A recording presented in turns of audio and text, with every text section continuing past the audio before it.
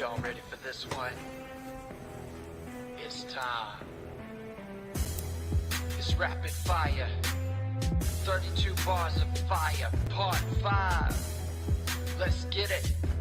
All praise to my Lord and my Savior, Jesus Christ. Walk with a brand new break, we stand true. Been it ever break it just like I'm bamboo. There ain't nothing that my guy can't do. Following the Peter, jump without a moon Andrew. Represent the Holy One, the bigger little one. But I know that you've been feeling like you're running the one. He gave up his only son. Look at the back of the book, you know we won. Never distracted, running galactic. Everything we got to the world impacting. The word of the sheep will never son of defeat. He's on my feet with that anaphylactic shock and awe. He's an awesome God. Remember Daniel Langs did lock and jaws. Thinking no one coming straight up out of Arkansas. Holy Ghost on the move is a phenomenon. You came from Still repping Christ. Dead come to life. Let it move in a minute, we're gonna get it, we're gonna get it, freedom, we're gonna get it with a pop. Still repping Christ. Dead come to life. Let it move in a minute, we're gonna get it, we're gonna get it, freedom, we're gonna get it with a pop. Still repping Christ. Dead come to life. Let it move in a minute, we're gonna get it, we're gonna get it with the freedom, we're gonna get it with a pop. Still repping Christ. All praise to the Messiah. Get it over in a minute, we're gonna get it, we're gonna get it with the freedom, with the rapid fire. All right. We got Reverend Ron's Revelation Room coming up at you. This is Reverend Ron, and I'm here with Jordan Goldstein, right? Yes. Okay, yeah. Jordan Goldstein. And who are you, Jordan? Who am I? I am an instructor of sport history, sport philosophy, up at a university in Waterloo, Ontario, called Wilfrid Laurier. I write books on the history of athletics, especially the one I just published over the summer, which, I guess over the fall, which talks about the religious nature of the emergence of athletics. And I sort of talk about the importance of sports and just sort of a different take, if you will, than sort of most professors you would find, I guess, on Twitter for the past few years. I've also been a big proponent of sort of free speech and free expression as well, and some of the endemic issues that you find on campuses. So that's a little bit about what I do. So you're Wilfrid Laurier? Yes, sir. I know that. Yeah, it should ring a bell for people out there. We made the news a little while ago, a few years ago, and Yes. that's what sort of started out. I guess sort of this internet journey, speaking out and being public. And if people don't know what we're talking about, it was the Lindsay Shepherd affair. It's a tough thing to talk about even now. Yeah. remembering it. But essentially a student being browbeaten by some professors for daring to have her students look at both sides of an issue, essentially, and somehow having this blow up into an international scandal. Because of the nature and the people who are involved. This was kind of during the rise of Dr. Jordan Peterson, and he was sort of the central figure of this debate. And so we had a bit of fun up in Waterloo in Ontario. But I've really, I would say, sort of moved a bit off from that. And more into kind of what I introduced myself as. But I do still love to talk about those issues. They may not be as hot as they were, but they're still very important and certainly ever present for people in my line of work. That's for sure.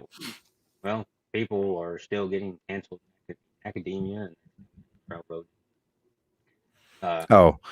Great for Lindsay that she reported that meeting.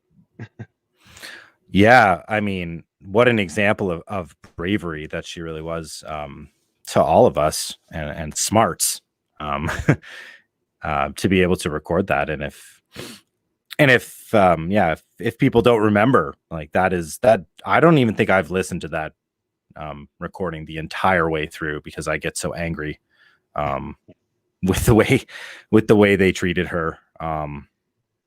was a real exhibition in sort of Maoist intimidation and this sort of struggle session to beat you down intellectually. It was And I pretty find that amazing. it was incredible. I find it interesting. What were your thoughts of that? As somebody, thousands of miles away, and not necessarily sort of in that sphere. How does that come across to somebody like you, Ron? Well, yeah, that's the thing is, I've never been in academia at all. I did one semester in a community college. It's the closest I got to anything college like. So, but the whole thing did register a lot of meaning and red flags for me because of, uh, I mean, I definitely learned a great lesson from her recording that is if I ever get in such a similar situation, I'm going to record it. And it actually showed me even not just like her being grilled by malice type of thing, but if I ever did, for whatever reason, say I did interviews, I would like demand copies, unedited copies of all interviews and stuff. And you've seen that with Jordan Peterson too. I mean, you see that all several times. But I would just, but it was pretty amazing. I think that was probably, even though I was already following Jordan Peterson before that and a lot of stuff he had said, I think that was the point that I really understood academia was having problems. Yeah, it was an amazing moment. Almost as if this perfect example of what all the things that he had been talking about just emerged. And I mean, given my connection to the story, I mean, it was really interesting watching it unfold. I actually was attending his biblical lecture series in Toronto during the summer of 2017. I don't live in Toronto. I live out in the country, north of the city. But it doesn't take much for me to drive to get into the downtown. So I decided, after listening, I think, to the first one on YouTube, I decided, why just sit at home and listen when I can drive and go and attend? And Yeah. so I had been sort of listening to his message and crafting what would become the ideas that were the basis of the book that I published, and feeling, as if he was a very good example of just somebody willing to speak up. No, not necessarily agreeing with everything that he was saying, but just being intrigued by the messaging and then like the power and the scope of his sort of persona. And there was this real energy.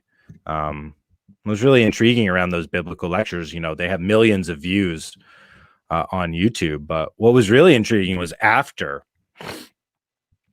each one of those lectures, he would walk outside and he would be surrounded, by young men and people just begging for questions, and he would sit and stand outside of the venue, just almost like an ancient Greek philosopher, almost like taking court from his disciples willing to come, and people were flying in from from all over the world and telling him these amazing stories, all on the street, just in Toronto. It was really incredible. I don't know if people felt that. They must have. It must have resonated tremendously. And then to have my own school become a scandal in which he was the centerpiece, a few months later, just seemed kind of spooky. Yeah. Yeah. So 2017, that's around the time. It was 2017 when I joined Twitter. Mm-hmm. I don't recall how when we met on Twitter, but it probably was related to Jordan Peterson stuff or Laurier, Laurier stuff. Yeah. What's interesting though is the reason why I ended up on Twitter. I was doing Facebook, and I was following Jordan Peterson at this time. I had listened to a lot of his lectures, a lot of his presentations, and I realized he had his Facebook page, but I realized on his Facebook page he was posting on Facebook, but it was really just a copy of Twitter. And I realized there was no, there, if I wanted a chance to interact with Jordan, I needed to go to Twitter. And that's actually how I ended up on Twitter. Hmm. And because of that, my initial Twitter experience included a lot of Canadians. Yeah. And so I don't, like I said, do you have any recollection of how we exactly started following It him? Anything? it would have been in relation to things that were directly going on probably at Laurier, because if you were following the story Yeah. at that time, there was only a few professors who were actually in Lindsay's corner. It was kind of incredible. And one of the more shocking revelations, there were 500, there's 550 of us in terms of the professors at Laurier, and there were 5 of us who supported her openly, Yeah. in terms of her position, and willing to be public about the importance of free speech. Now, this was also at the time of other sort of big incidents at the United States, and kind of like I would say almost like the zenith of the campus free speech drama that it sort of was unfolding in 2015 and 2016 in concert with the election, and the rise of Donald Trump. Yeah. And then this was sort of like the big culmination of that almost. And so it would have been, I don't know exactly under like which exact update, but it probably was something like that. Like Lindsay may have been holding an event and I was supporting it, or I was being critical of the way the administration was handling it.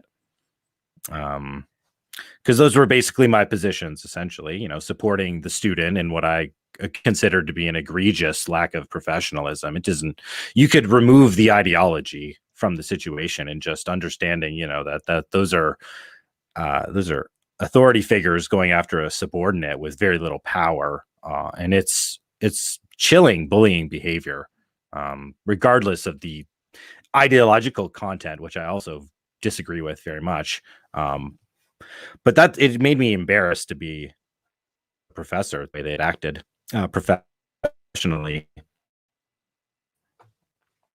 and that did a Yeah. very poor job in terms of handling it, and free speech and free expression. And that's almost certainly how we came to we came to know each other. And I always remember, it sounds funny, but I always remember that your initial icon, your little profile picture, the yellow, it's like you in a cutout Oh. of what is it's like a bear or an elephant at like a carnival. It was one of those, because when I saw it initially, I wasn't sure if it was a real person or if it was like an avatar, and I couldn't quite understand it, and so it always sort of stuck out to me. But it's Yeah, that was pretty if funny. it That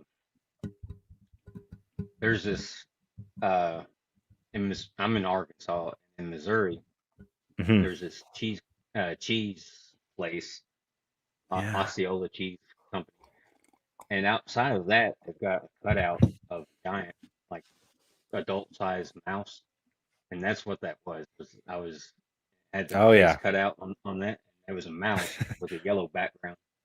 Yep. And I forgot about using that, but yeah, I used that for quite a while.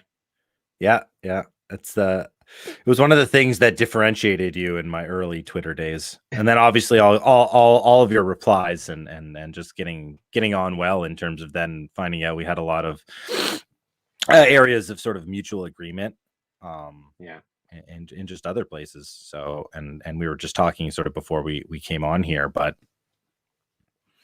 this is the first time we're sort of seeing each other not in the sort of the Twitter experience. So it's really nice. yeah, it's our first time actually talking. We always type, but Exactly. yeah, we were obviously swimming in the same waters at the time, Frank, because I was very much due to a lot of family issues, I actually had glommed on to Jordan Peterson in psychology in Hmm. general, trying to solve family problems. And that's how I found Jordan Peterson, was uh, through investigating psychology. And, and so, anyways, but we were obviously swimming in the same spot because Yeah. I don't know if I am technically a free speech absolutist. Very close. Hmm.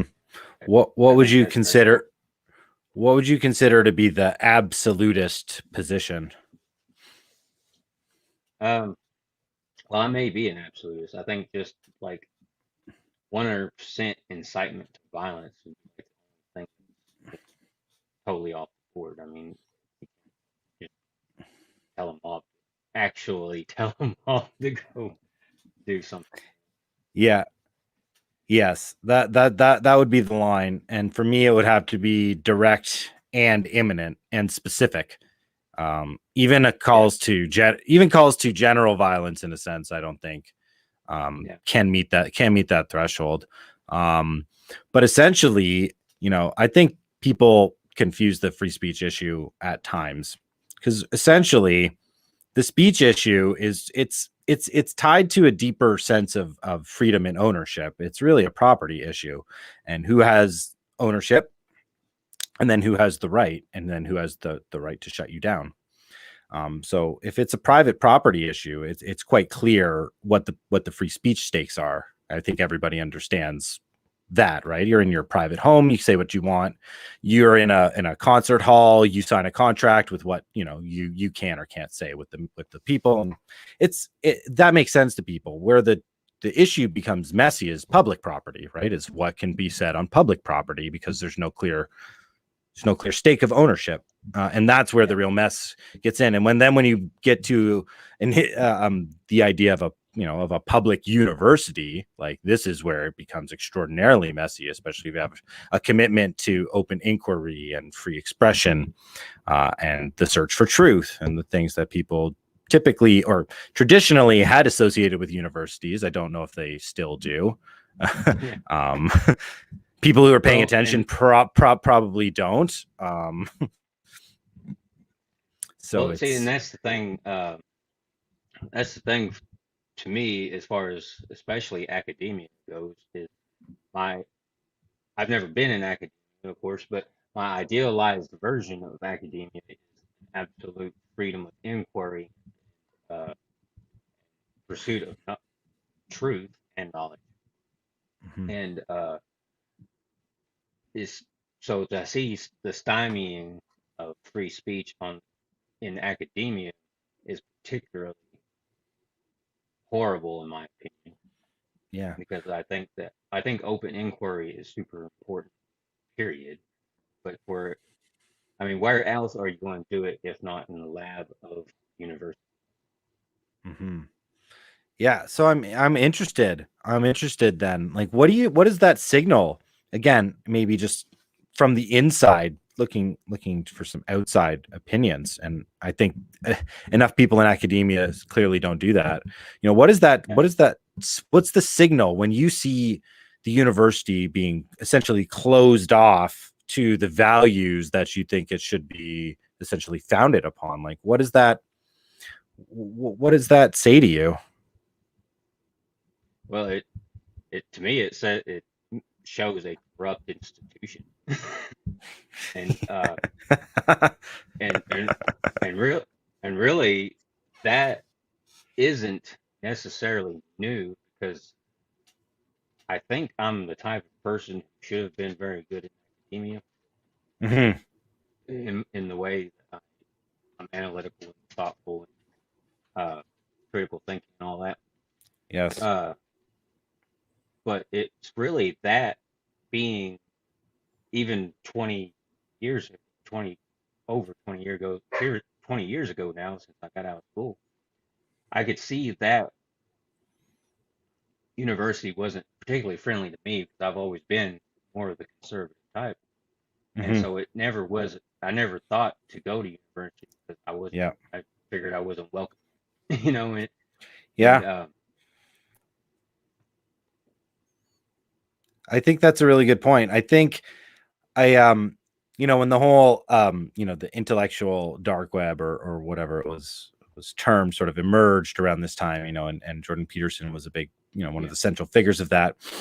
I feel as if it was a lot of sort of disaffected people from the left wing and who are just getting a sense of what conservatives and people on the right wing have been experiencing for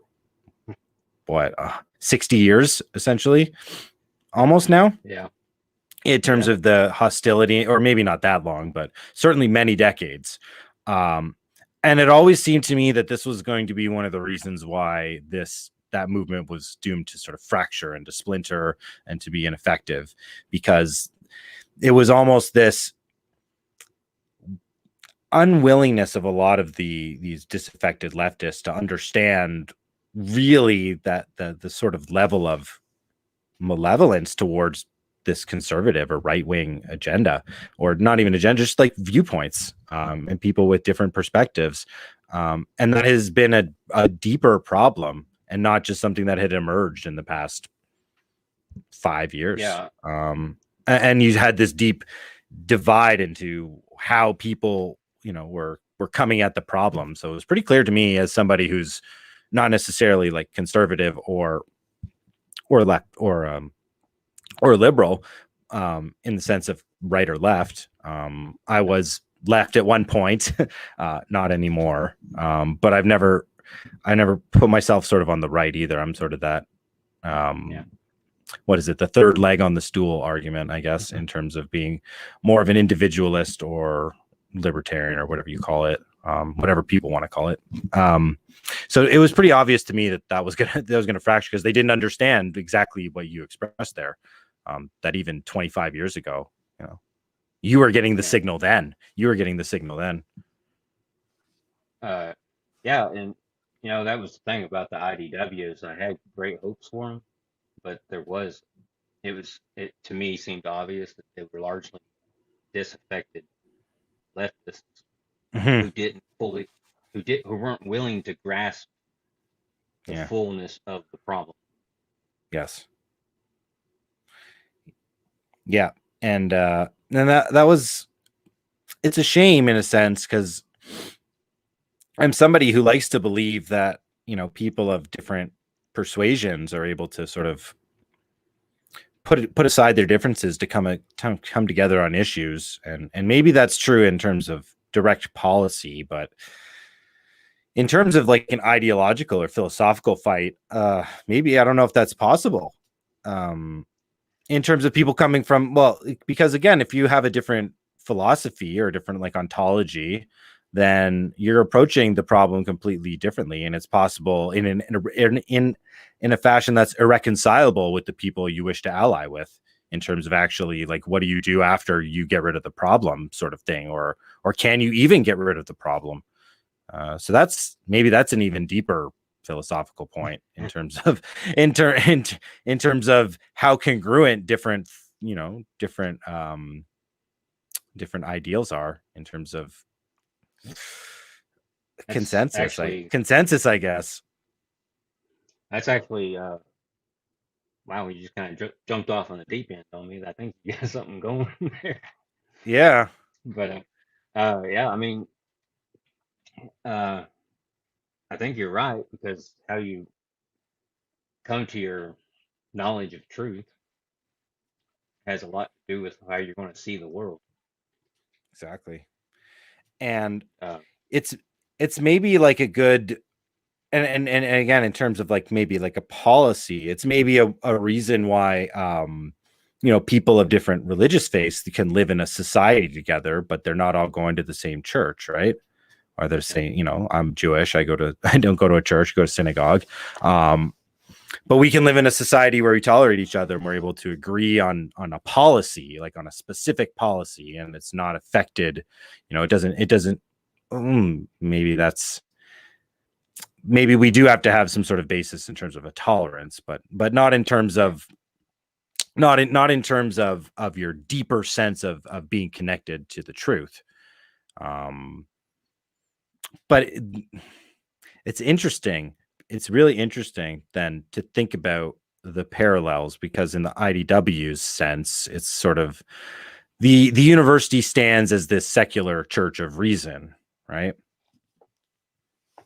And I wonder what you think of that analogy, and we're just sort of I'm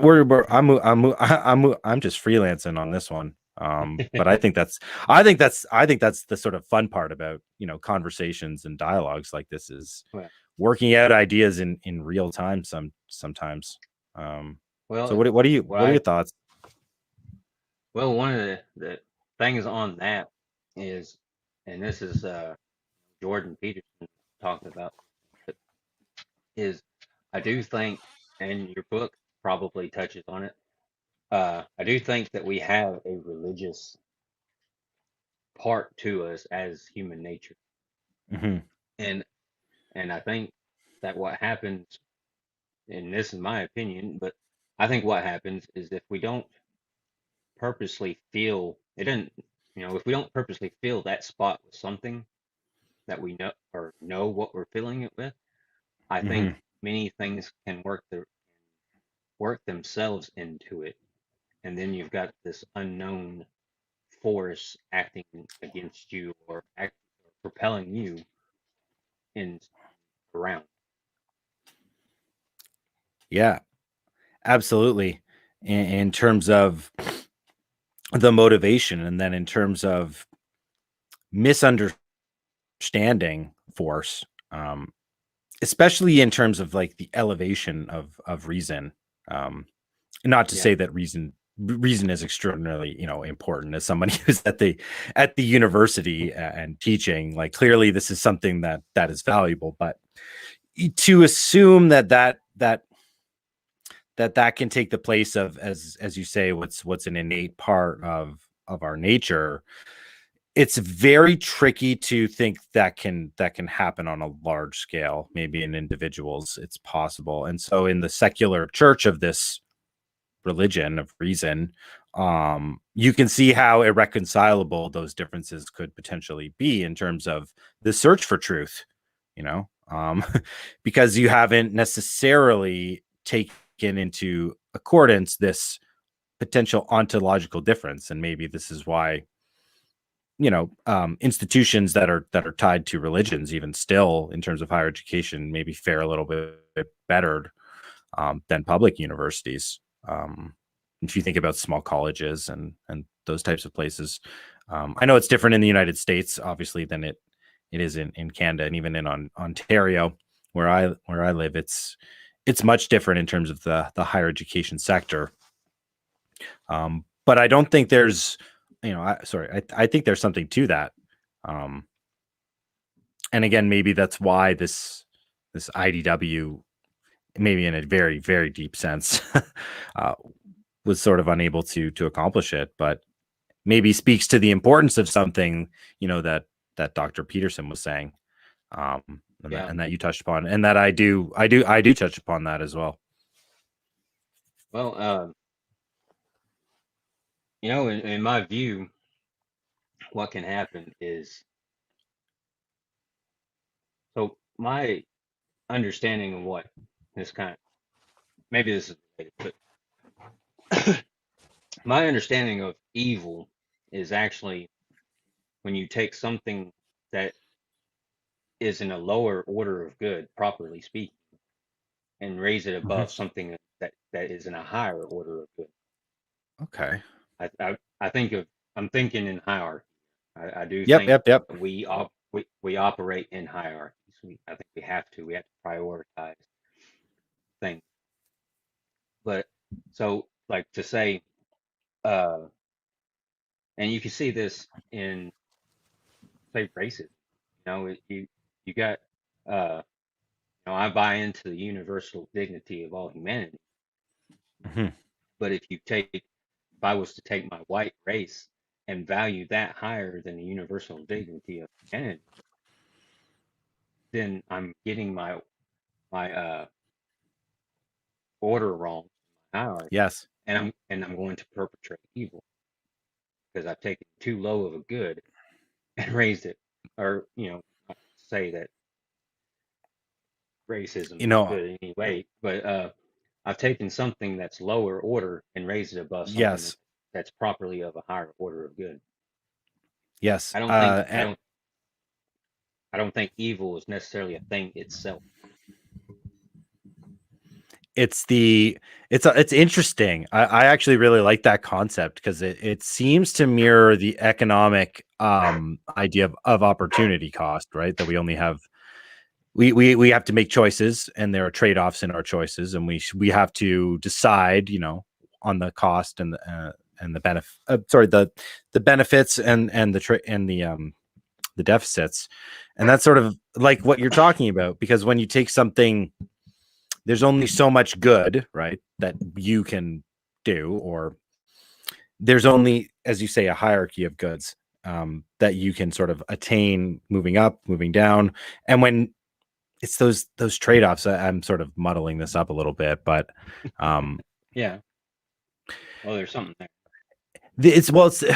it's the idea of exchanging even the potential to do better for doing just okay in the present, even as a way of robbing the world of potential good, and that can be, in a sense, a kind of evil, even if it's not malevolent, or even, and I think there's a Yeah. truth in that. This is why people, I think, when they're not achieving what they think they should be, don't feel good about themselves. And it's not as if they're necessarily bad people, but there's this incongruence, and I think that's kind of what you're getting at. Him.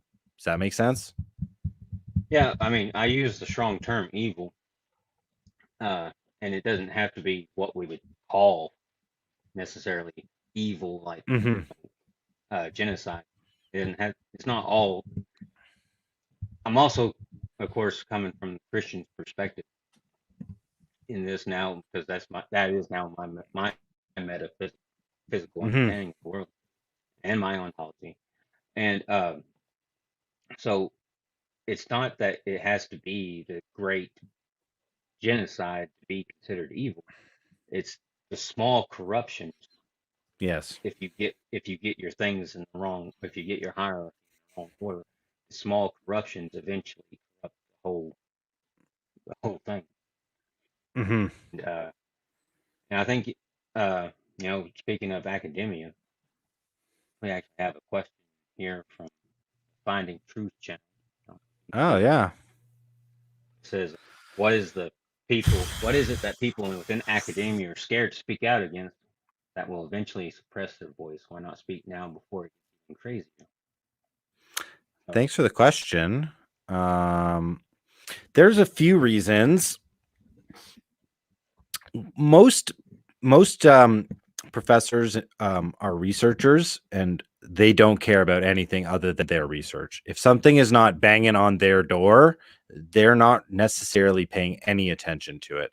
So this is how the general culture seeps in, and that's the sort of the general attitude, I would say, of the vast majority of professors when it comes to just their responsibilities at the university. It's sort of their research, and however they can facilitate it. And there are those who are, will go into the administration, but then those who go into the administration are generally the ones who are perpetuating what you term as the crazy, and which I would agree with.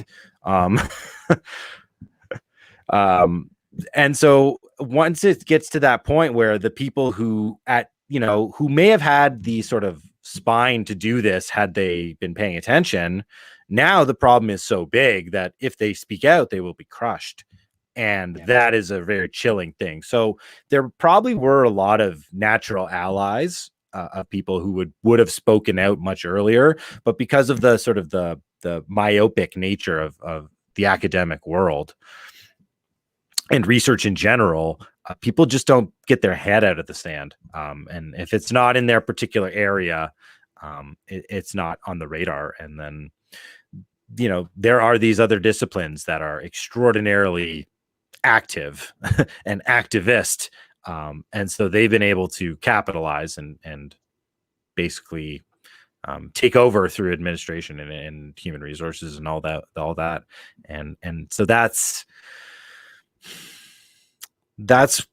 kind of how it is. It sort of goes to what we were talking about earlier with sort of the hostility to conservatives. That's especially true in the humanities, and the humanities are the disciplines that are, philosophy, history, English, the classics, those kinds of writing, thinking based disciplines. And so those would be the people who you think would stand up, would be the ones standing up for free speech, but that's where the crazy's coming from. So there's nobody to defend that anyways.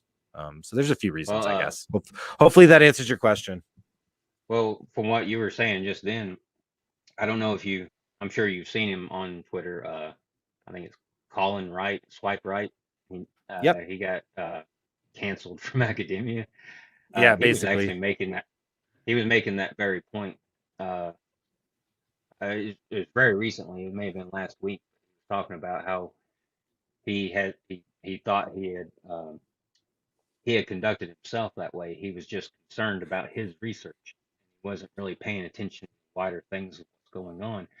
And yep. I believe he was saying he wished he had paid more attention. And so I think that's definitely a thing. But I also, and this is something I think Jordan Peterson's mentioned too, but what I was talking about earlier is the small corruption. Yes. Is a lot of professors try to wait. I've heard these stories that they try to wait till they have tenure, then they can speak up, then they can be the champion of free speech. Yep. But the problem we've seen with that is, one, tenure doesn't necessarily mean as much as it used to. But also, you got to consider the journey, because once you've suppressed yourself from speaking and standing up, you've corrupted yourself. And this corruption does all sorts of things. In my opinion, I think what it does is it actually it makes you weaker, for one. Oh, yeah. You don't know how to stand up any longer. But it also, I think, in my opinion, there's a part of you that starts self-loathing because you know that you've not said what you were supposed to say. Yeah, absolutely. You're just describing sort of my internal struggle that I was going through. I was going to Dr. Peterson's lectures, so those are the themes that he was hitting on every week.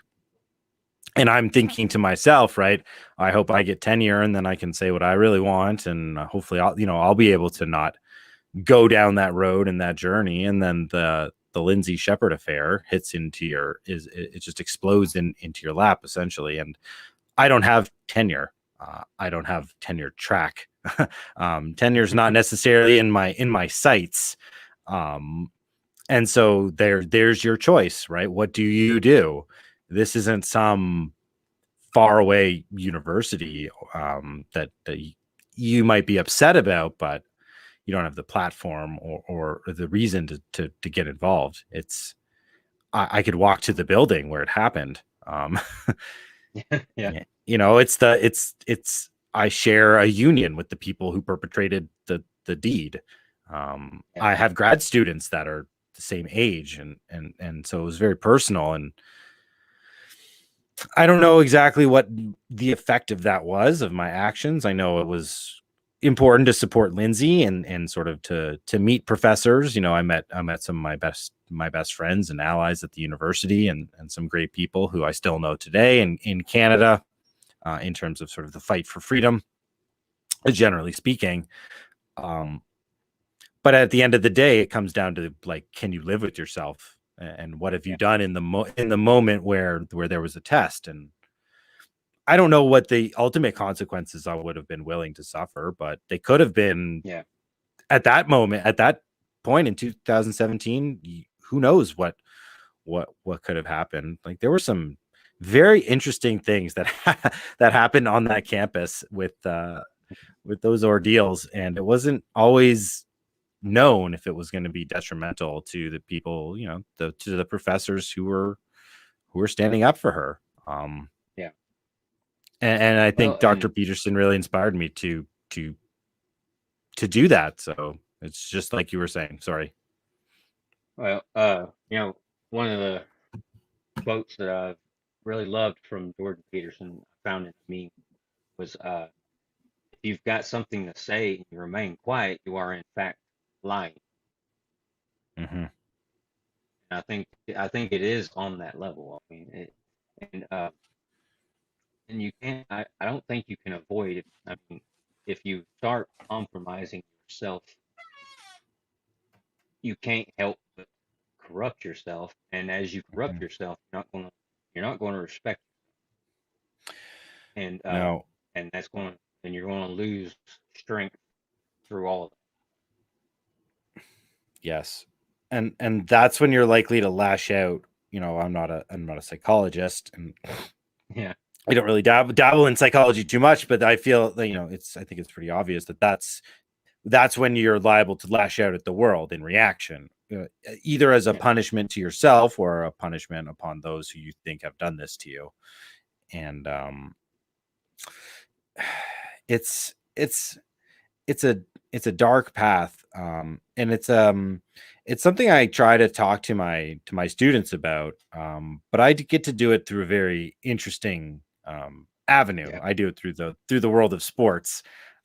So to me, it's kind of fun, because I get to expose students who are not necessarily interested in some of these, you know deeper ways of thinking in terms of philosophy, and linking that up with my specialty, which is history. And it's really neat because it's a language. Sport is this language that a lot of people understand, and a lot of people are really intelligent about, and really fluent and fluid in sort of the world, and the world of sport, whether that's like athletic training, or your particular athlete for a sport, um, or if you're a fan or a spectator.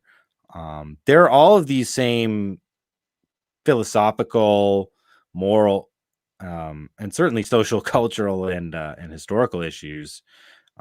So you can really find these really intriguing ways to turn people on, and actually, in some ways, probe to those very deep levels, um, within the world of sport. And that's been one of the neat That things about being in this area, is finding that out. uh, that's why I found interesting uh in your work is how at first I didn't really, for a while I didn't really understand what your job was because it just never came up. But your job is, I guess, history, but you got history of sports. I just think that is a fascinating combination because I grew up, uh, well, weightlifting, playing football. Of course, Hmm. well suited. I wasn't well suited for football. I'm short and can't run outside in the day. But uh, for my size, I'm like Yeah. and in high school I'm 5'5" and 150 pounds. So for my size, I'm a short area power player, right? But Yeah. of course, size matters. But Yeah, yeah, especially in a sport like football. but I did play at a small school, so I did get to play eventually. I only really played senior year, but I just love the game, Hmm. and frankly, I love physical contact. And uh, but you learn a lot of people who haven't participated in sports, um, they don't understand how much more you learn from sports than just sports, how it's applicable to life. Yeah, absolutely. And I share your sort of affinity, for contact. I played hockey up here, in Canada, and that's a big part of it. That's one of the fun parts of it. Although I had to stop eventually, and because of because of some injuries, and switched over to soccer, in which I got even more injured, which is kind of funny. But it's really true in terms of the positive benefits. I mean, it's cliched in a sense, but it's based upon a lot of, I think, really solid evidence in terms of the character building traits, especially adversity. Like, how do you deal with adversity, whether that's legitimate adversity in terms of an opponent directly in front of you? Maybe it's something in your training, maybe it's physical, maybe it's mental adversity, could be all of it in a combination. Um, and it exposes you, you know. One of the ways I sort of conceptualize the role of sport, not just sort of in a social sense, you know, and in sort of a Durkheim structural, you know, this is the utility of sport sense, but almost even in like an evolutionary sense, because I do think there's almost an evolutionary history to this, especially when you think about the idea of exertion, not necessarily athleticism or athletics specifically, but just physicality, and sort of an organized physicality. Um, I kind of think of it almost like a dream, you know, and like the dream is the training ground, right? The dream is where we work things out. Well, then sport is a place where we work the physical limitations out, but in a harm in sort of a harm reduced environment. It's manicured, it's managed, it's appropriated with rules to expose you to the proper kind of risk that will teach you these lessons that when you really, really need them in terms of your physical competency, courage, bravery, facing adversity, struggle. That's what it's kind of there to do in a sense. So not even just in a structural sense, but almost in an evolutionary sense. It's this place where we test our physical capacities and tie them to tie it almost directly into our disposition and our moral framework. And that's what I discuss in the book, because that's, in my view, that's the story of the actual emergence of organized competitive athletic competition. You know, we're going to all line up at the same starting point and we're going to run and see how fast we are, just for the sake of who can do it. Yeah. Well, I mean, of course, football is a team sport, so but I mean, I learned actually a lot of life lessons that I still carry with me today. Because for one, football is a team sport, so there's that interaction of the team versus the team and the individual. You're still Yes. an individual, but you're part of the team.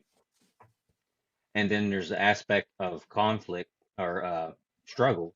You know, the great thing about sports is, I think it's a great thing, is there's a no bullshit barrier to what Mm-hmm. can be done. You know, you're Yep. going to meet that barrier. You're not going to be able to fantasize what you can do. Reality, so to speak, is going to smack you in the mouth. Yeah. And like I said, you know, I'm 5'5" and 150 pounds, and I can't run out of sight in a day. There's no way I'm going to have a football career, you know. But I got to play it for a little while, and I loved it. And but there's nothing I can do about that, you know. Um, I can't be, you know. And then, but also there's the adversity in that in the mental aspect, because you're challenging your body and your mind at the same time. Yeah. And I don't buy into the separation of the mind and body in a hard break. It's a combination, because Yes. a strong body, I know you've talked about this, a strong body helps you have a strong mind, but also a strong mind helps you have a strong body. Yes. Um, and I learned a lot about perseverance from football, because uh, you know, I finally got to play my senior year. So I went from seventh grade all the way to through 11th grade, and I didn't really play. Mm-hmm. Well, I did play in my seventh grade, but from eighth grade on, I barely got to play, except for like special teams and backup roles. But I wasn't doing it to play. I was doing it because I love the sport, Hmm. but I stuck it out and it paid off for me because my senior year I got to start on offense and defense. And but that journey taught me a lot about perseverance, sticking it out, and not being defeated. Yeah, I mean, it's a great story, and you see that repeated time and time again, especially in terms of confidence, right? Building true confidence in yourself. And it wasn't as if you were just handed it because everybody got to be equal, right? And everybody got to Yeah. play. It's almost as though because it was so difficult for you, the time that you did get to play meant that much more to you. And in not just in terms of like probably your enjoyment at the time, but looking back on it in terms of the positive impact in making you the person that you are and building up Well, those character traits. well, it's interesting about that senior year that I played. I actually played on the offensive and defensive line. It as was a a as small a as school. a as I was gonna say as a smaller guy too. Yeah, I mean, it was a smaller school, but what's so crazy about that was there was a guy he was an underclassman, of course, but there were several people. I mean, everyone was bigger than me. Uh, but there's one particular guy who was an underclassman, and they couldn't beat me out of the spot. I, it's very possible that I was initially handed the position partially as a reward for sticking it out, Hmm. but you don't keep the position because of that, No, because no, sports is that's about true. results.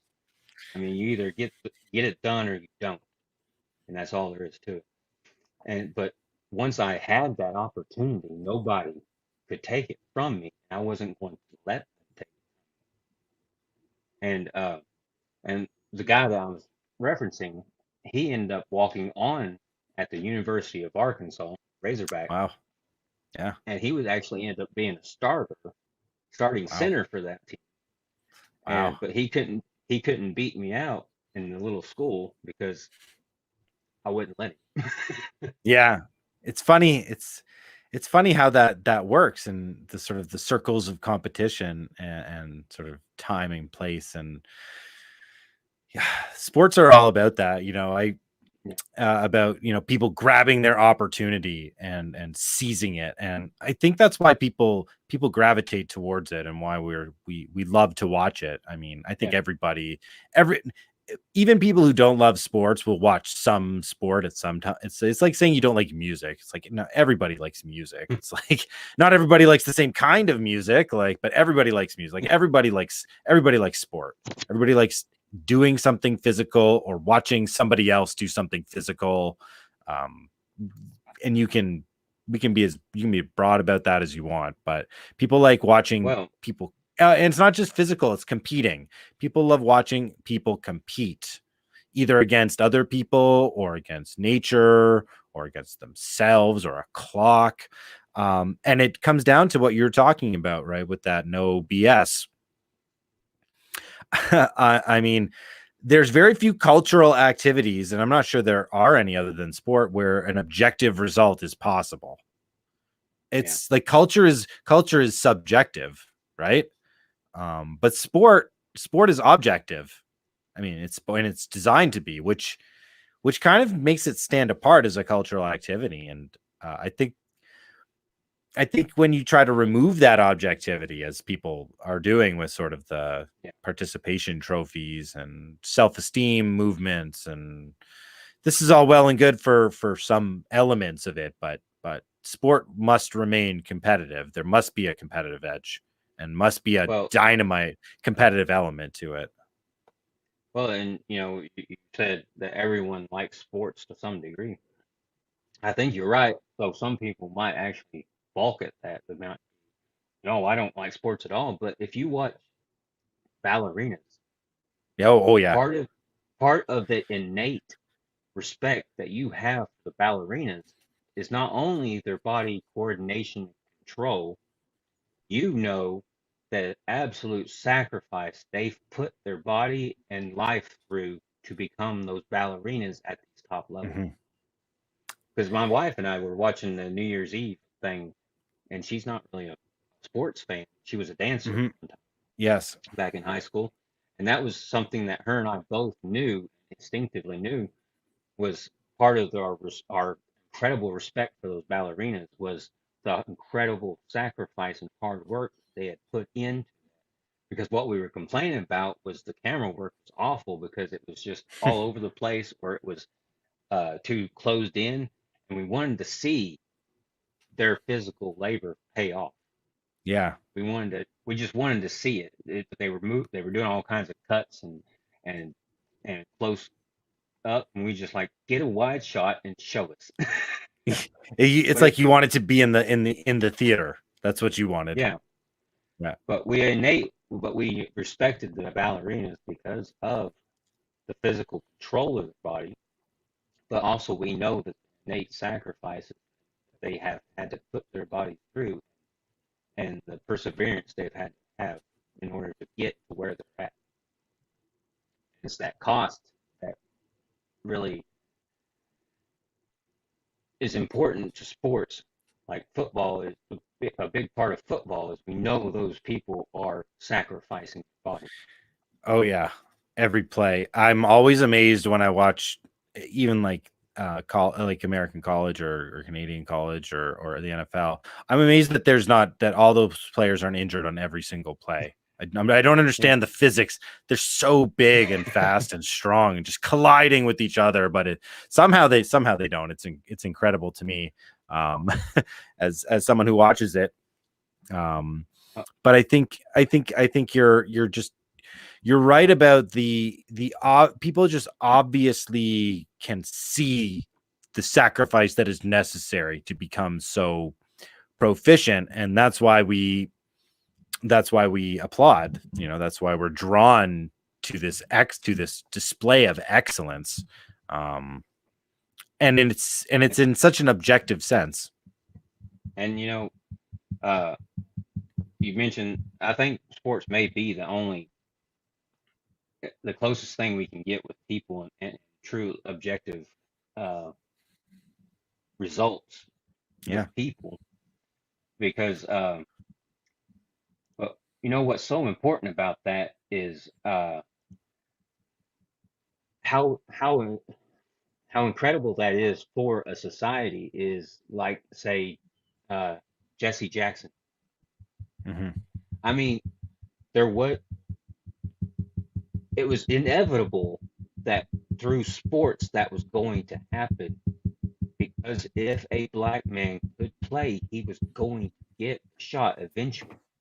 Mm-hmm. And that may have been the only way that was going to happen was through sport at the time. Yes. Society wasn't going to allow it, but through sports because it's so objectively success based, there's no way they wouldn't take a black man who was successful. Yeah. Yes. Yeah. Absolutely. In terms of, I think it was Jesse Owens is who you're referring to, right? Jesse, or yeah, Yeah. or Yeah. no, Yeah. I know who you're talking about. I got the Yeah. wrong person. Yeah.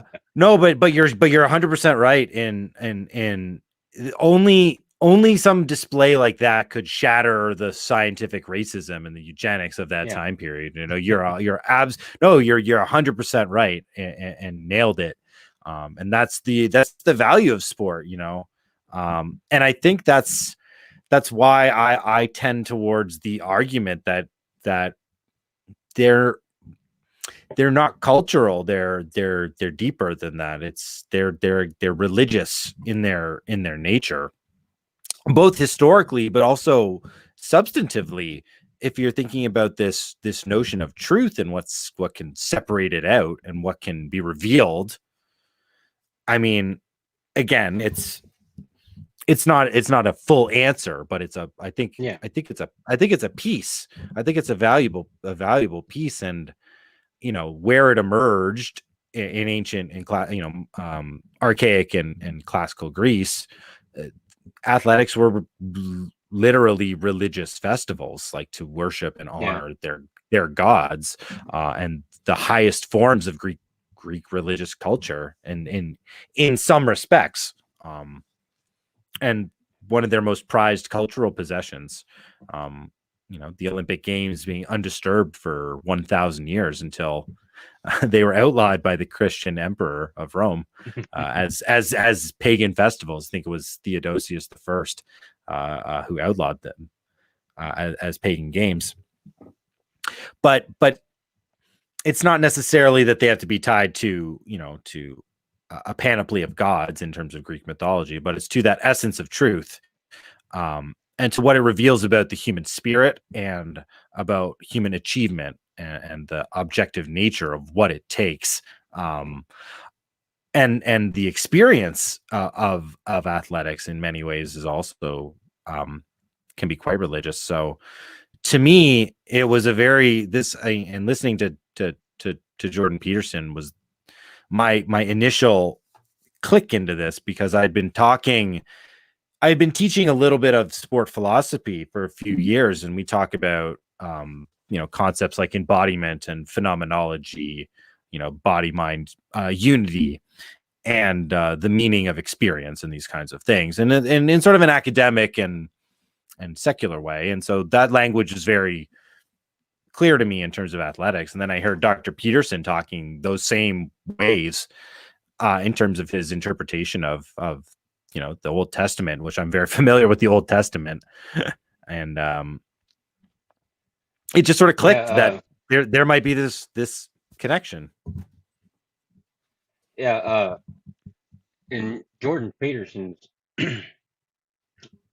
lectures on the Old Testament had a significant impact on me, because it actually showed, it was the first time that I was convinced that the Old Testament, the Bible, and he's talking about the Old Testament, it was the first time I was convinced that I needed to take the Bible seriously, and it had some serious things for me in it. It wasn't just crazy mythology of made up stuff.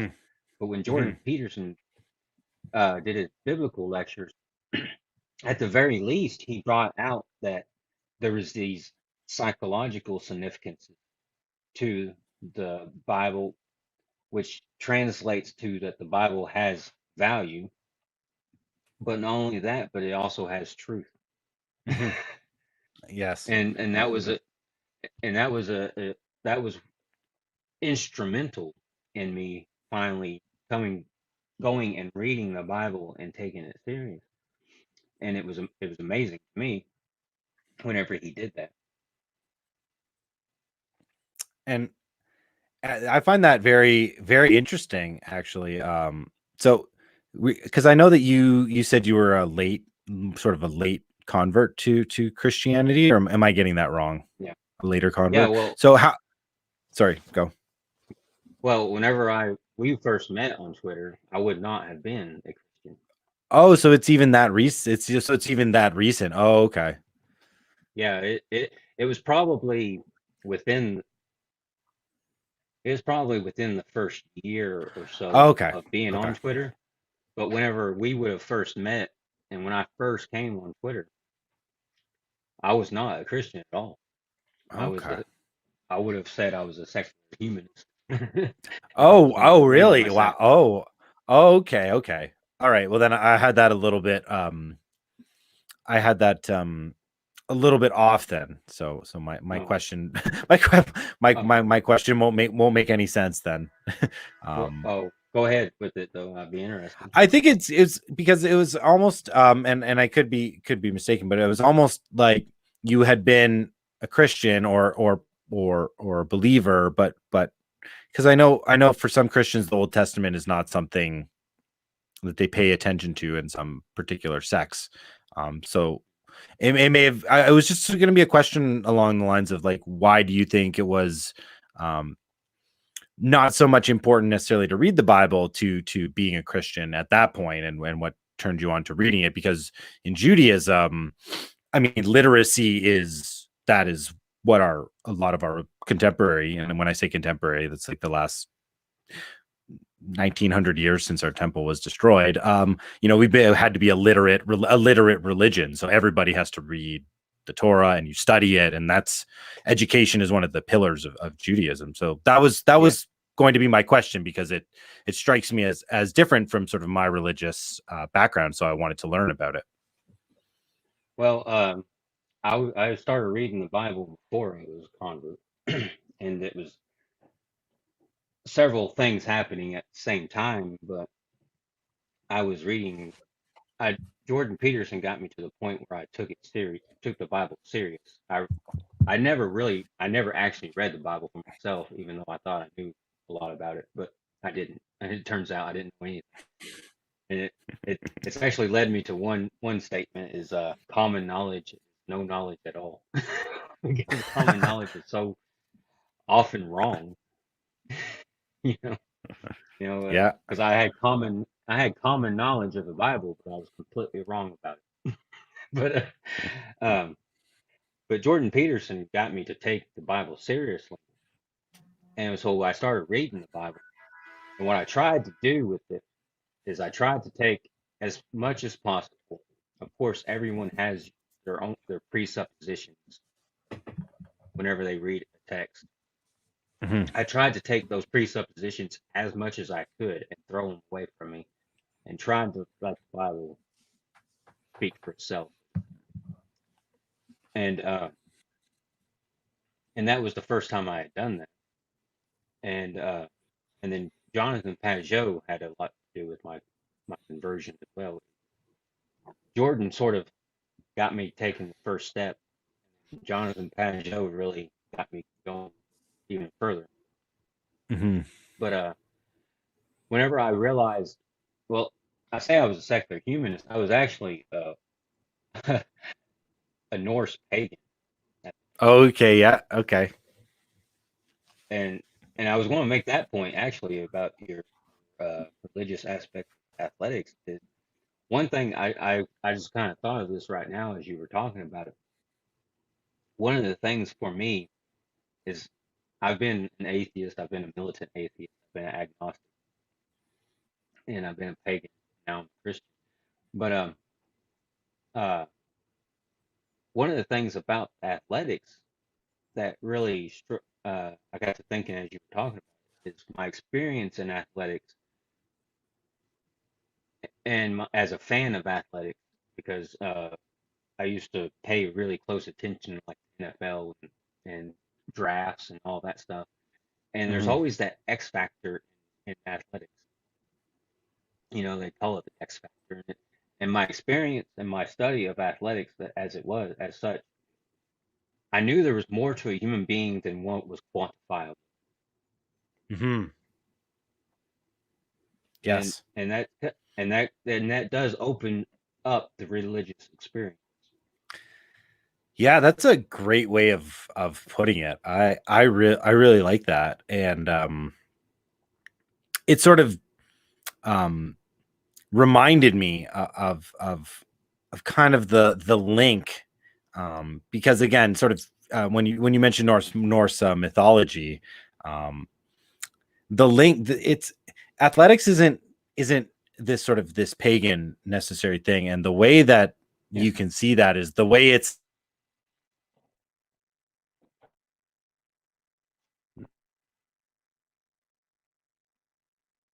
Hallelujah.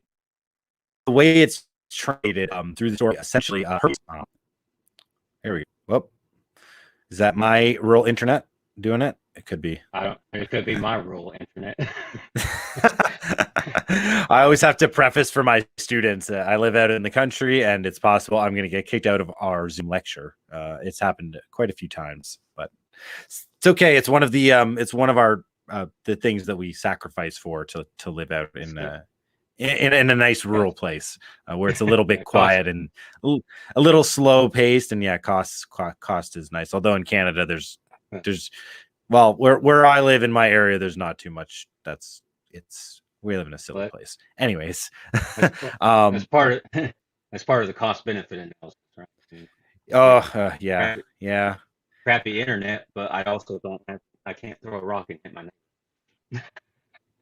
It sounds great. Sounds great. I aspire to that. We have great neighbors, but they're too close for me. Yeah. Yeah. Eventually, but they are great. Oh. We live in a great spot. But anyways, what I was just about to get into my Hercules story. Oh, yeah. The Because Hercules represents this transcendence, right? He is the only mortal in all of Greek mythology to be able to have a seat with the Olympian gods. He transcends, right? And he's the only one.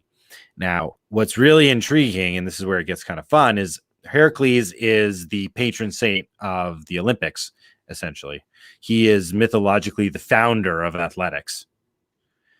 And when you think about his role in Greek mythology as this divine figure who transcends, how does he transcend? He performs his 12 labors, right? His athletic feats, and he proves his morality and worth, in a sense, through his physicality. And this becomes the building blocks of the religious essence. And to me, this is why athletics have actually been adopted very strongly by Christians, is because of that element of struggle and sacrifice that's apparent in it. And it was so easy eventually way down the line. There was a lot of Christian antagonism towards athletics, especially the notion of the body. You know, the body is the locus of temptation and sin, and then also all things that are related to the body are sinful. And especially once you get into Protestantism, you know, it's non-productive work and those types of things. But in the 19th century, the mid-19th century, things kind of changed with the Industrial Revolution. There are cities, and there are all these young Christian men who are living about in these dens of vice, we'll call them, from a Protestant, like a really strict Protestant view. So a lot of temptation in the city for a young man, right? So what can be done, right? What can be done to mold these men into the type of good citizens, Christian gentlemen, that can essentially, and there were some racial and imperial elements to this, who can, you know, especially in England where this idea really emerged, who can perpetuate the British Empire and you know, and sort of white civil, Anglo-Saxon civilization. They wouldn't have thought it white civilization. That's only simplistic people think like that. Sorry, Anglo-Saxon racial supremacy. But how do you do that? And especially in an urban environment where people live in a sickly, you know, bad air, sitting at a desk, you know, there's not this physical nature. So we have to train your bodies and we have to train your morals. And this is the beginning of what's known as muscular Christianity, which we were talking about a little bit before. And if people don't know what muscular Christianity is, just think about your local YMCA. That's what it is. It's the red triangle. It's the union of body, soul, and mind together to complete, again, the composite elements of what you need to be a total human in terms of performing in the Protestant sense, you know, good works on earth, right? You had to be strong, able, and moral, and bright. And so it's kind of neat how that idea of struggle and sacrifice, although rooted in Greek paganism, could be so easily adopted eventually in a strict religious sense by Protestant Christians. I always found, and that was another thing I always found quite interesting. Well, you know, in part of my understanding of, I have a weird meeting of different types of Christian where I'm at. But what's interesting is, so, you know, Jordan Peterson gets me convinced to take the Bible serious. Then Jonathan Pageau is talking about symbolic language in the Bible, and how the Old Testament or the Bible exposes the pattern of reality, Hmm. right? And I'm really getting into symbolism, right? And so I'm reading the Bible, and I have some spiritual experiences as well, and some other stuff. So basically, I become convinced that the Bible is true ultimately, and so I'm reading the Bible, and I'm convinced through multiple processes and experience that it is true. So then I'm reading it, and some things aren't making sense. But since I've come to this point, I have to assume it's my understanding that's lacking. It's not that the Bible doesn't make sense. So I start this journey of trying to figure out what am I lacking. And what's really interesting is I find this British fellow named N.T. Wright, and he talks a lot about first century uh, Judaism or first century. He's a historian by trade, by education. He's an actual historian, but he's also been an Anglican bishop and Okay. a professor. But he is a historian, a trained historian. But he's got a lot of books that he's written about Christianity too. But and he talks a lot about first century Rome and Jerusalem. And I start uh, gaining some insights from my friend and I from England. We call him Bishop Tommy, but but but so Bishop Tommy is really getting me some insights because I'm going back to the first century, and he's talking about first century Judaism, and there's some things there that are making more sense. And what I'm realizing, because what Wright is pulling out, is that Christianity has been infiltrated, not infiltrated. The best way to put it is Christianity has had uh, Greek philosophy, Greek Platonism dropped on top of it in the West, Hmm.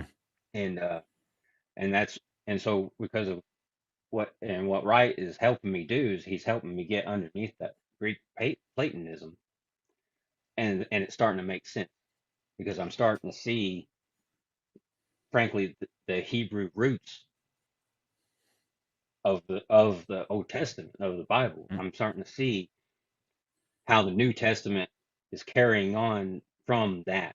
It's not got this Greek Platonist idea that has dropped on top of it, which I have absolutely I had actually absorbed from culture, from my culture, Yes. is that Yeah. I had assumed Greek Platonism as I was reading the Bible. There's things that weren't Yeah. making sense, and then so N.T. Wright helps me get underneath that Greek Platonist understanding.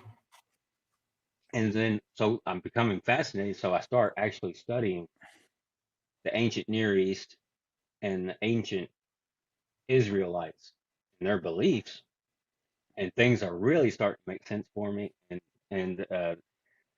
and so I would I sort of call myself, as far as understanding of Christianity, is like, there's Messianic Jews who are people who still consider themselves Jews.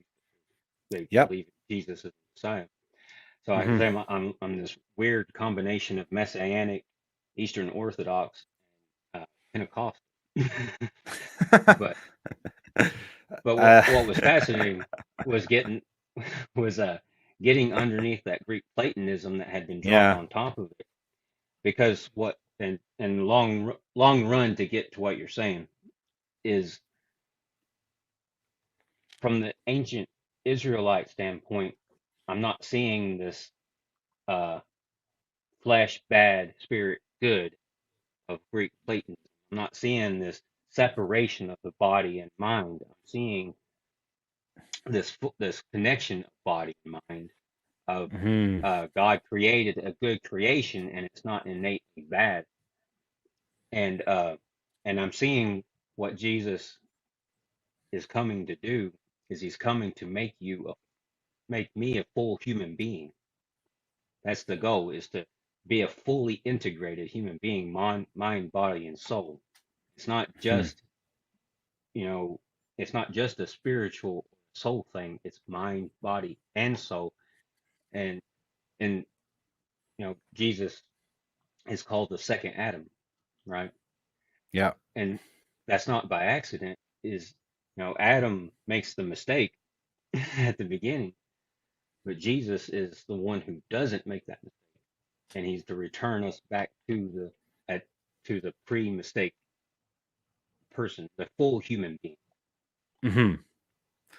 Yes, and I think that's a really cool. I love the way you described yourself, because I love Christianity in the way that it splinters, and it's sort of living.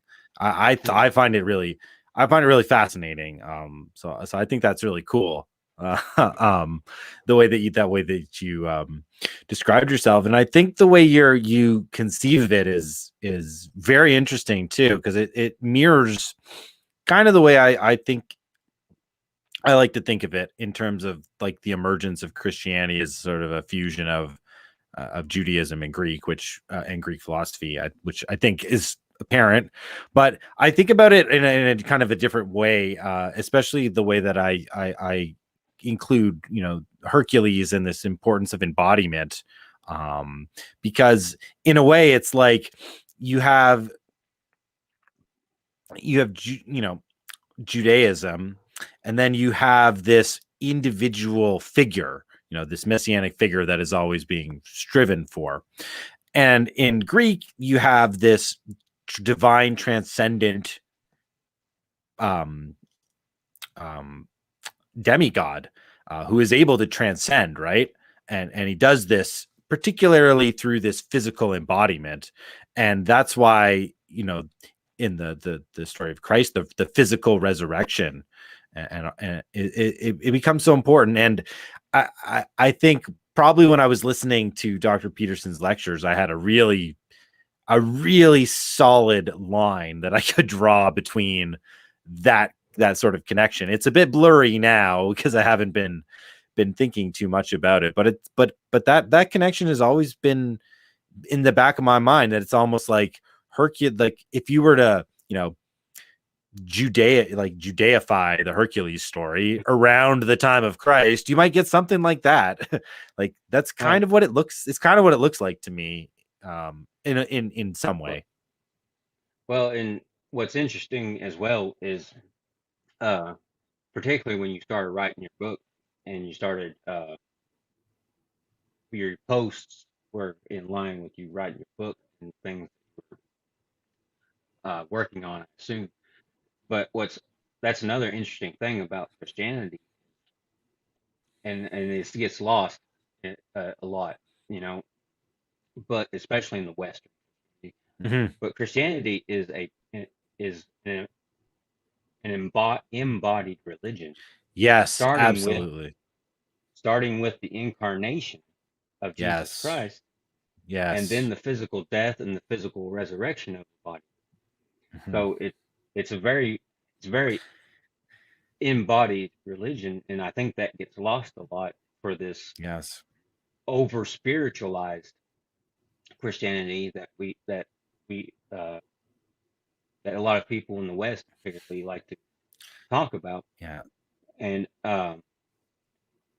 what's interesting is, as I was taking my journey in Christianity and coming to those understandings that I have talked about, I was understanding what you were posting more, or I was seeing it more.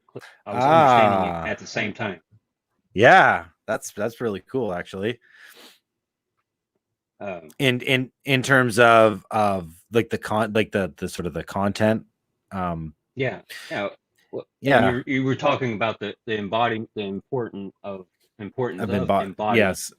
Yeah. uh, effort, and you had that great line that I'm totally stealing, and I'm letting everyone know right now that I've got this line from Jordan Goldstein here, but no longer am I going to have to say that.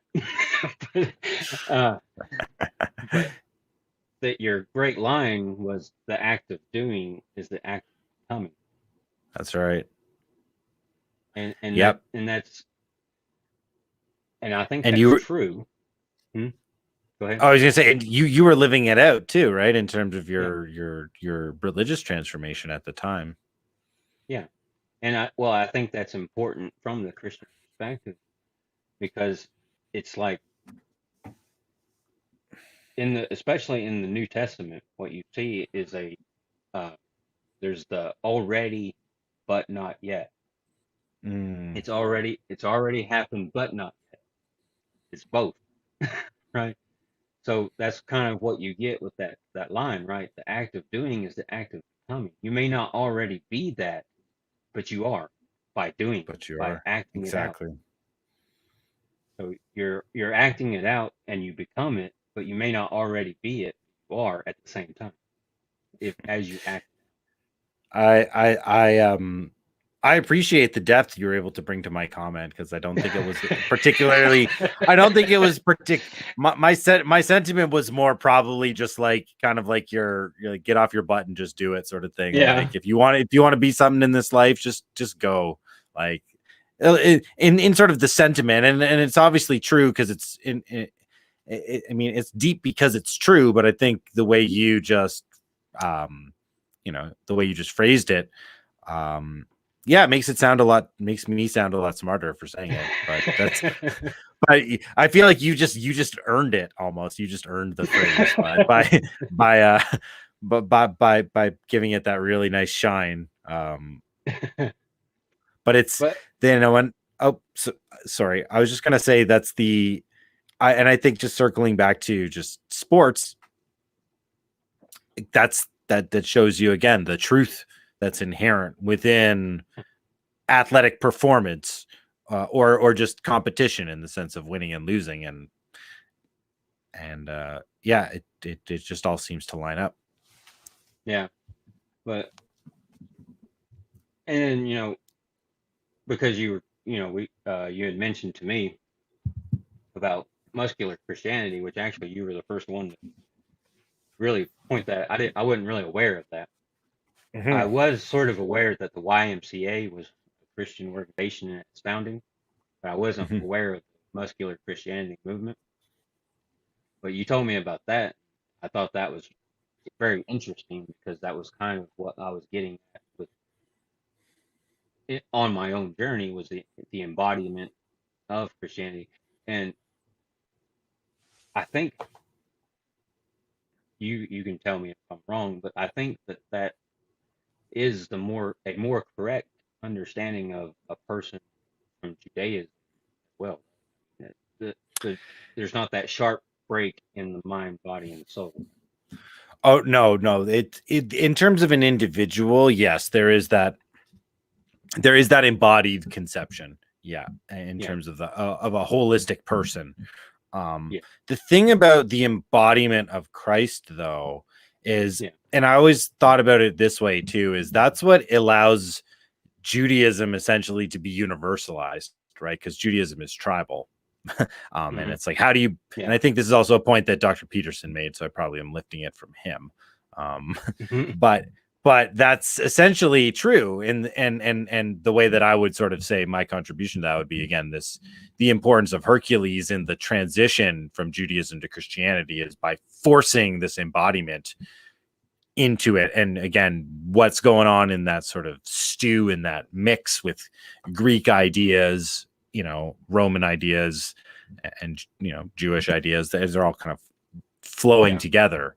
And I feel as if that embodiment part, if I was to, and I don't have any, this is sort of just like an academic hunch that I have, like that if I was to seriously investigate that linkage in terms of Hercules, embodiment, Judaism, resurrection of Christ, I bet something would be there. I don't know what it is, but to me, using my sort of historian gut and my sort of, it's almost like the spidey sense of like what could be there.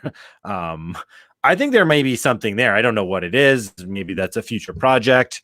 um but I think you're sort of helping me understand it in a different way, and that it may not be so out there to think about it. But as I say, it's sort of a loose idea. But I think there would be some substance there.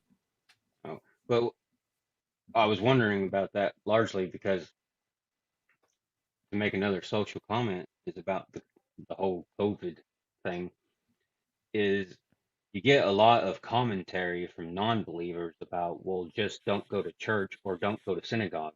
But what they're not getting is that my religion is embodied.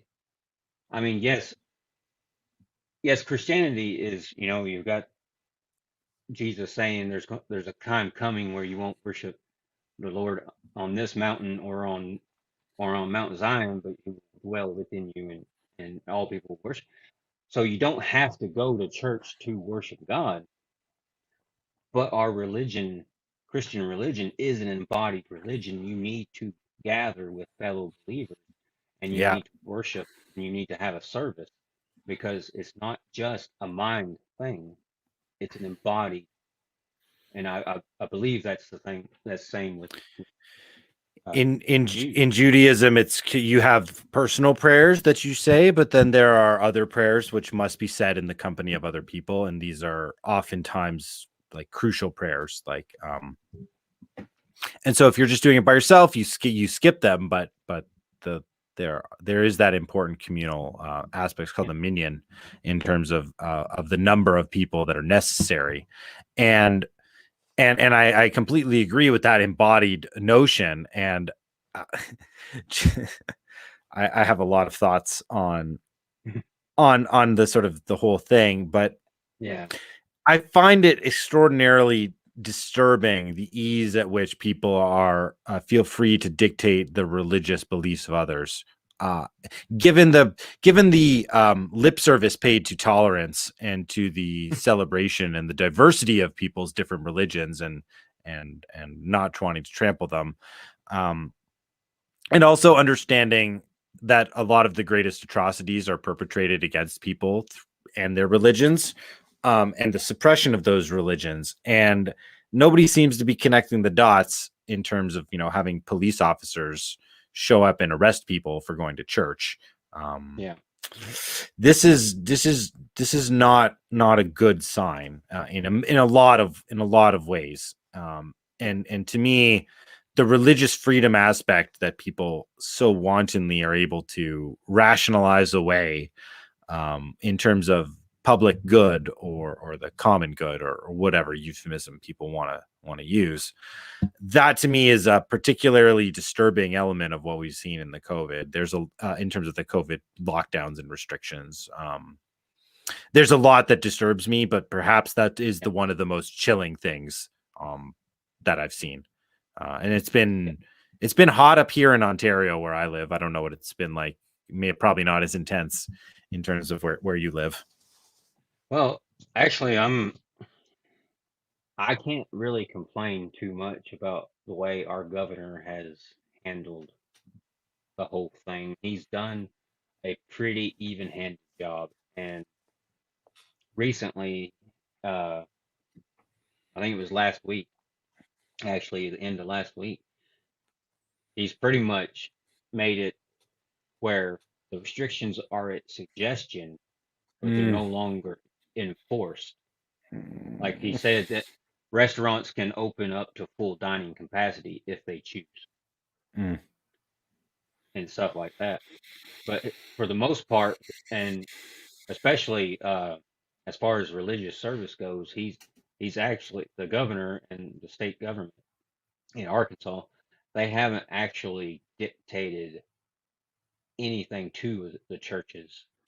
They've they've specifically framed everything as a suggestion, but they haven't actually fully dictated anything. I've actually, and where I'm at, it's actually been handled fairly well.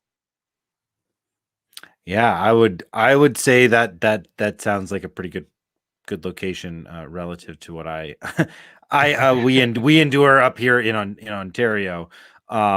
We had police officers giving people tickets for being in their cars at a church service listening through the radio. because they didn't want them to congregate in their cars in a parking lot together. This happened actually in a few different jurisdictions in Canada. There's another fight out in Manitoba. It's the neighboring province to Ontario. And for those who don't know a little bit about Canadian geography, everything is huge in Canada. Ontario is the size of 6 Frances. I didn't realize it was that big. It takes me as long to drive to Thunder Bay, which that's very far. It takes me about the same amount of time to drive to Thunder Bay as it does to drive to Florida. And Thunder Bay is in my province, and I've got to drive across like 10 states or something to get to Florida. Maybe not 10, maybe like 7. It's a lot. If you know the Great Lakes, region, it's like driving around the entire Great Lakes is kind of what you have to do. It's Canada is a massive place, and we don't have that many people. We have less people than California, and we're basically the size of the U.S. and Canada are the same geographic size when you include Alaska. Yeah, they're roughly the same. So it's and it's such a place with so many people and so much space, you'd think maybe we could be a bit relaxed, but I've been talking to a lot of my friends in Canada about the Canadian response and our disposition and our attitudes and what our response to COVID has revealed about our country and about our citizenry. And we don't think there's a lot of good things going on in terms of our reaction.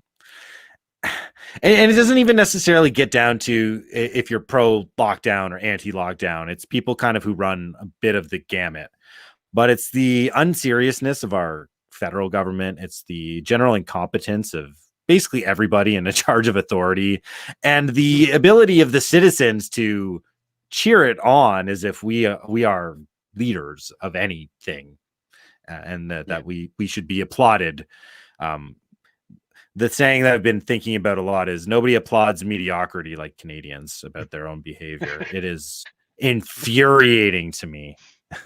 As somebody who wants to talk about like striving for excellence and like, these kinds of things, there's this, and I think, even, Dr. Peterson talks about, it's like Canadians are really happy to chop down somebody who does well. Because we have this weird thing. There's a weird thing in Canada about really achieving too much. It's kind of similar to like in like the Scandinavian countries. You don't want to be seen to be too successful towards everybody else.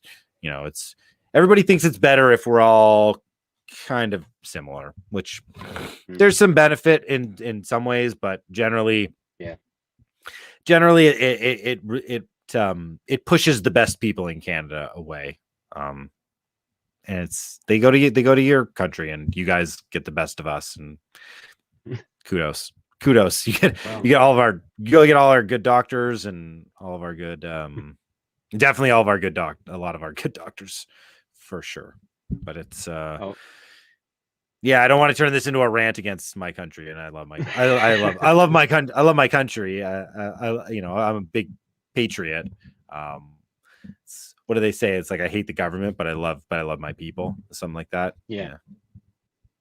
Well, it's love elicits that kind of response.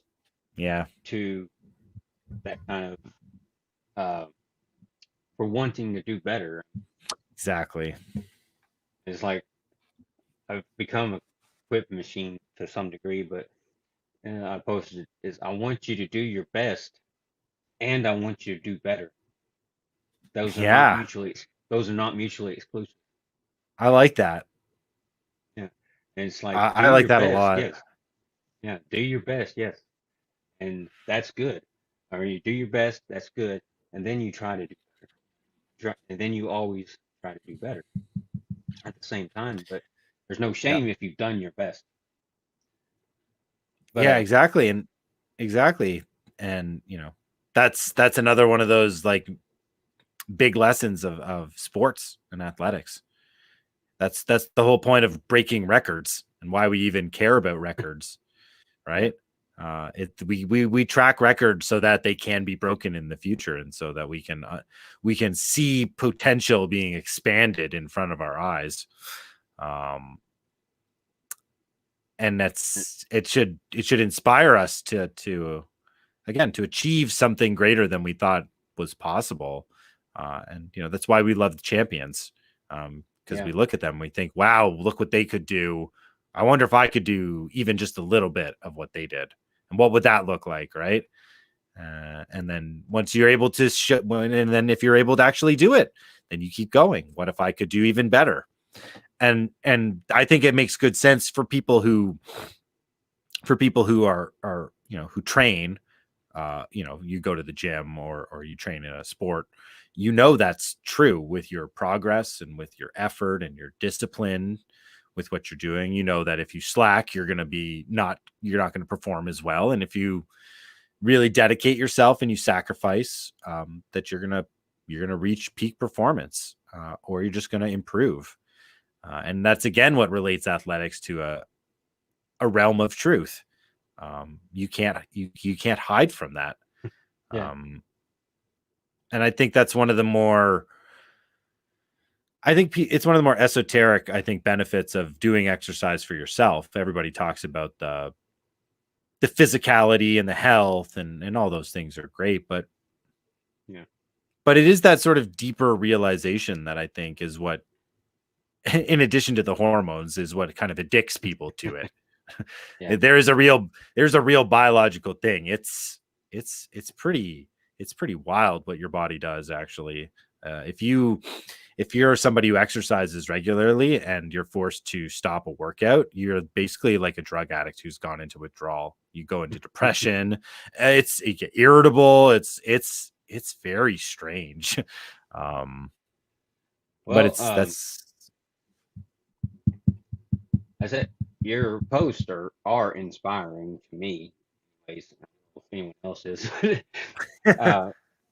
You have a positivity to your posts and an encouragement, and you've about talked me into actually working out consistently. But you see this big white thing on my finger.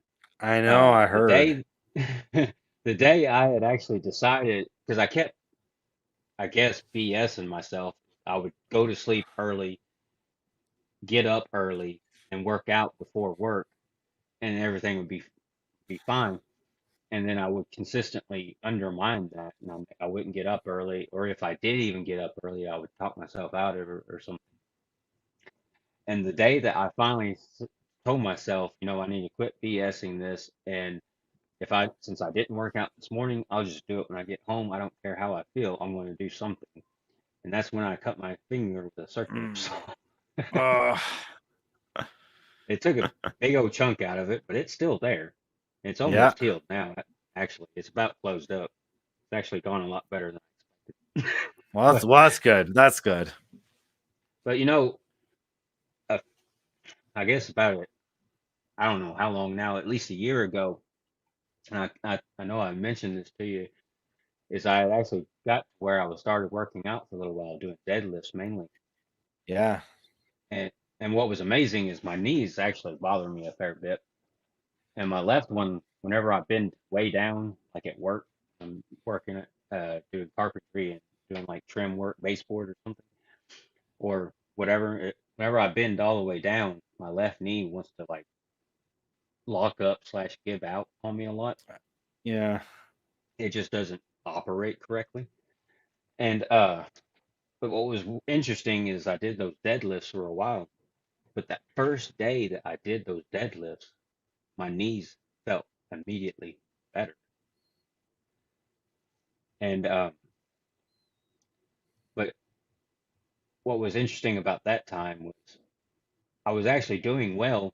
I just challenged myself to get my sleep under control and be disciplined. I would go to sleep at 10:30 and get up at 4:30.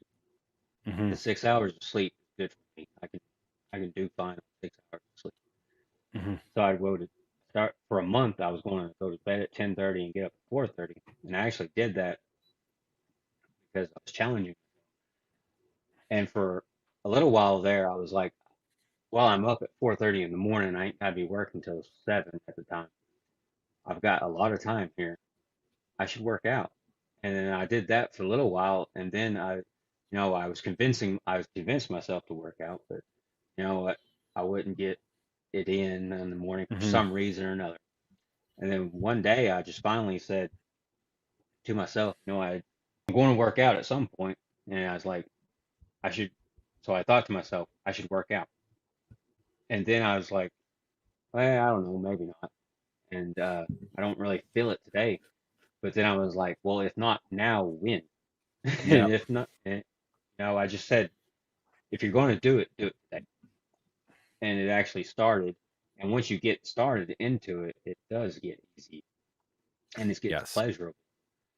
My Yes. body actually hates my body actually hates me whenever I'm not physically active. Hmm.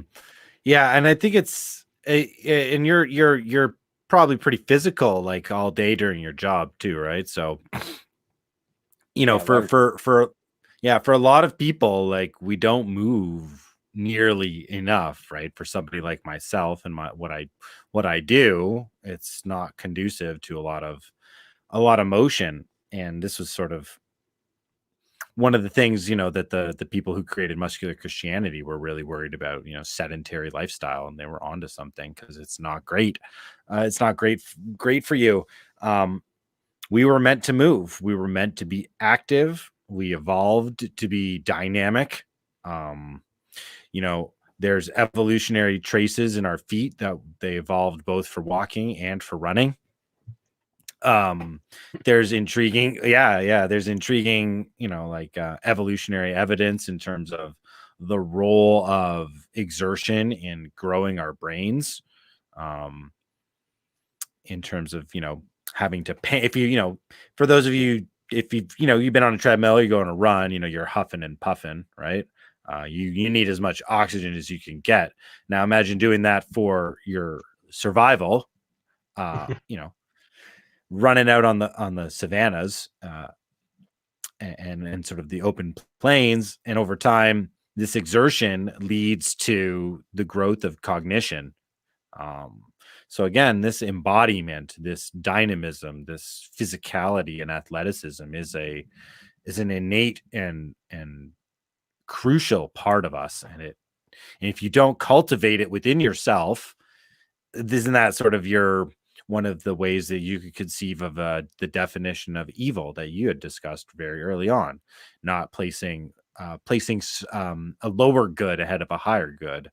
And in some ways I like to conceive of that as going against nature, or your nature of what you are and composed of, and that sort of again relates to your ontological position. um, But I think regardless of your philosophy or ontology or religion, our biology tells us Yeah. you're a physical creature. And if you don't move, you're not something is missing, and something will be missing, not just in your body, but in your mind and in your soul. And And I the think more that the more that I've exercised over the years, the more I believe that to be true. I think you're right. I mean, I've got throughout my life, I've never been say as consistent as like what you are with exercise, but I've worked out off and on my whole life, Mhm. and that does create a different person as far as your understanding of your body, your control of your body, and it does. And I am fully on board with it. A stronger body helps you have a stronger mind, and it only but makes sense because the weaker your body, the more energy you're going to have to use Yeah. for your body to operate. But the stronger your body, the more efficient it's going to be with energy, which leaves more energy for your brain. Hmm. You know, Yeah, another that's a great way to think about it too. and of course, I've experienced that. And whenever I've got my workout programs going and such, I have more energy even though I'm putting out more effort. Yeah, And and those days it's that true. Sorry. in those days that I had, sleep is important, super important. Having consistent sleep is very important. It's understated too often, I think. Um, but that time that I challenged myself to do a month from of 10:30 to 4:30, and I continued that after that month because it was working so well. Even just sleeping consistently, because I actually did that. Even that consistent sleep schedule, even though I was waking up at 4:30 in the morning, I was having much better days. My Yeah. days were better, my eyes were more wide open.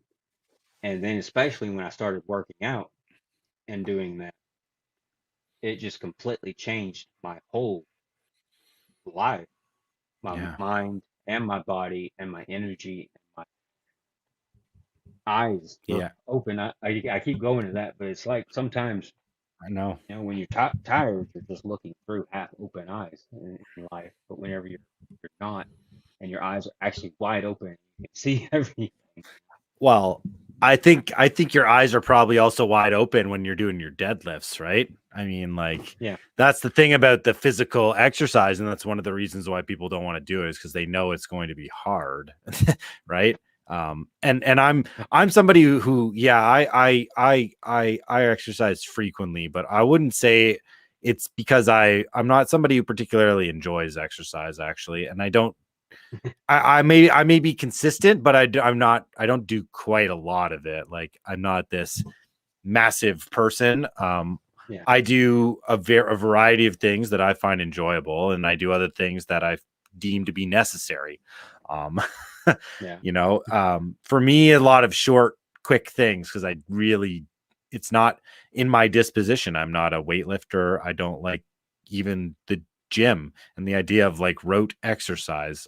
yeah, If you follow my feed at all, the two things I love to do the most in terms of physicality is trail running and playing golf. Those are my two.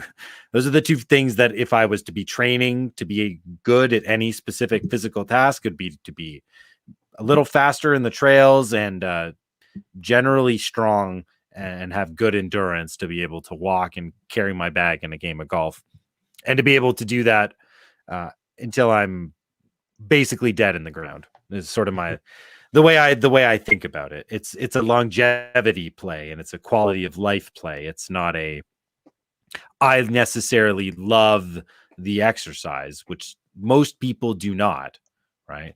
yeah. So lots of people do. They love the gym. They love the exercise. They love the regime in terms of like a fitness program and like gains and all of that. And that's wonderful. Like, but I think for most people, you don't need that. And most people find something physical that's enjoyable, find a way that you can project out how you see yourself doing that for your entire life, and then understand the steps that you need to accomplish in order to live that life. And I think it's honestly just as simple as that. One of my goals of life is to walk the course with my grandchildren playing golf. Yeah. So if that's one of the things I need to do, I got to make sure that my body is going to be okay to be able to do Well, that. The best way to do it is to take care of it right now. and you say that's gotta be one of the number one myths about people who do consistently work out is people thinking, oh well, they just enjoy it. I don't enjoy this. I'm miserable, so I'm not going to stick with it. But a vast majority of the people who do work out are pushing through, and they're Mm-hmm. having to overcome that discomfort or that even misery. It's not Yeah. like, well, they just love it. So, that's the only reason why they're doing it. Well, here's the thing. Like, there's very few people who are always excited at the beginning of their workout, but there's almost nobody who is upset at the end of their workout. Like, Yeah, at the end. that's the thing. It's getting started sucks, but when you're literally about 1 minute in, you realize, oh, okay, like this is good. And almost, and not necessarily just like the 1 minute, but there's a click that happens, and there's very few people when they finish their workout that say, boy, I really wish I didn't do that, like unless you hurt yourself or something like that. But you always feel better. You always feel better with sort of when you're a little bit out of breath and you're sweating, than if you skipped out on it. And I think you really outlined that process really nicely. Again, in terms of those sacrifices or those steps you don't take. And see, I had to wear this shirt talking to you. It's not just the Jesus shirt. It's that shirt. I've shared it with you. Yes. Yeah. The deadlift. Yes. I love this shirt.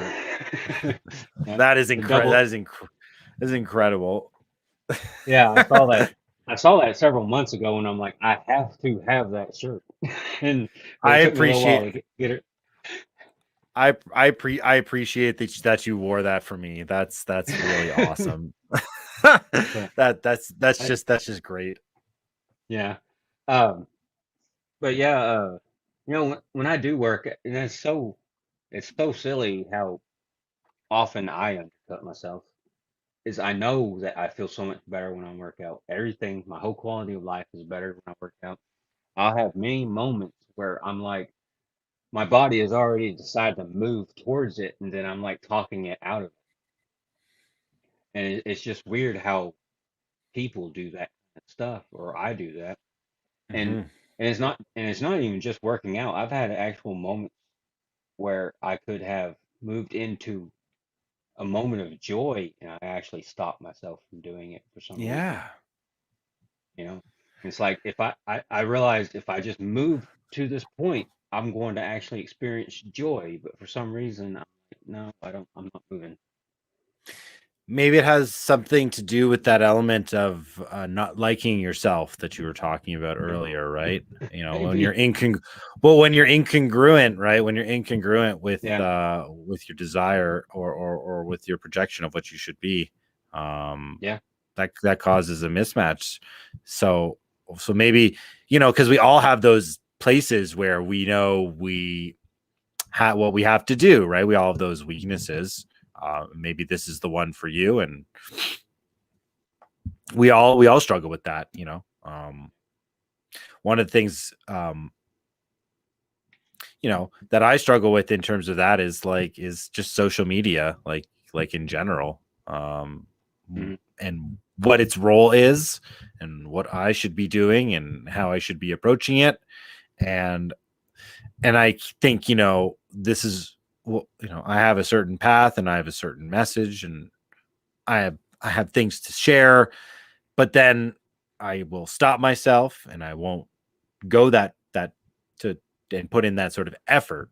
And it's the same sort of thing. It's like you pull back because of there's obviously many reasons, but it's sort of that. Maybe it's part of that not liking yourself or not thinking you deserve the joy that's on the other side of the struggle, if that makes sense, because the struggle is also the thing that you don't want to face. Yeah, well, there is at least in some sense, in life, there's a comfort to the known, whether it's the best thing for you or not. Yeah, and that plays into a lot of things, like accepting your freedom, in general. And people, we do get scared of freedom because once we're free, then all things are on us. yes, Good or bad. Absolutely, or indifferent, or neutral, right? Which sometimes is even worse, right? Is to be non-effectual, or in a sense, right? To not matter, and that is also a terrifying prospect. At least if you're bad, you matter. You're impacting things, right? Well, that reminds me. That just reminds me of, because this is my worldview now. So sorry for that, but That reminds It's me okay. that in Revelation Jesus says, "I wish you were hot or cold, but you're lukewarm, and I'll spit you out of my mouth." Yeah, there you go. See, it's a similar thing. Yeah. Um, it's you see that a lot actually. You see that a lot, especially as it relates to, and you're talking about in terms of freedom and responsibility. Yeah. You see that in terms of people who are willing to go to the line for their beliefs, right? And there's a sort of a freedom and a respect that people are owed when you see them, whether you agree with them or not. Oh yeah. Um, that's the idea of the hot or cold, and it's the people who don't stand for anything. The sort of what I'll call them jellyfish, right? They have no spines. Um, they they deserve the respect of nobody, um, Yeah. no matter what their That is opinions are, true. if they're good, right? They don't reserve, and it's not to say respect means good. It's like, but Yeah. in terms of meaning and in terms of value and in terms of um again, just being congruent and being truthful, that's what deserves respect. um Well, yeah, and I think this, you know, what you want to be able to do is you want your life, whether it's physical activity or what you do or even your speech, you want it to line up with your ideal.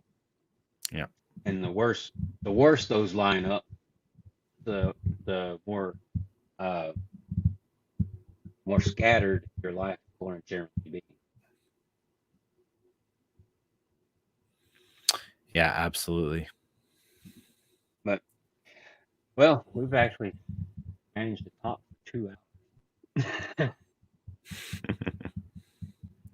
I figured we would have a lot to talk about, but Yeah, as as always, once you start with one thing, it turns into 10 things, and then 10 things yeah. turns into Well, you know what is interesting? I will make this observation about someone such as yourself and myself is uh is whenever you do have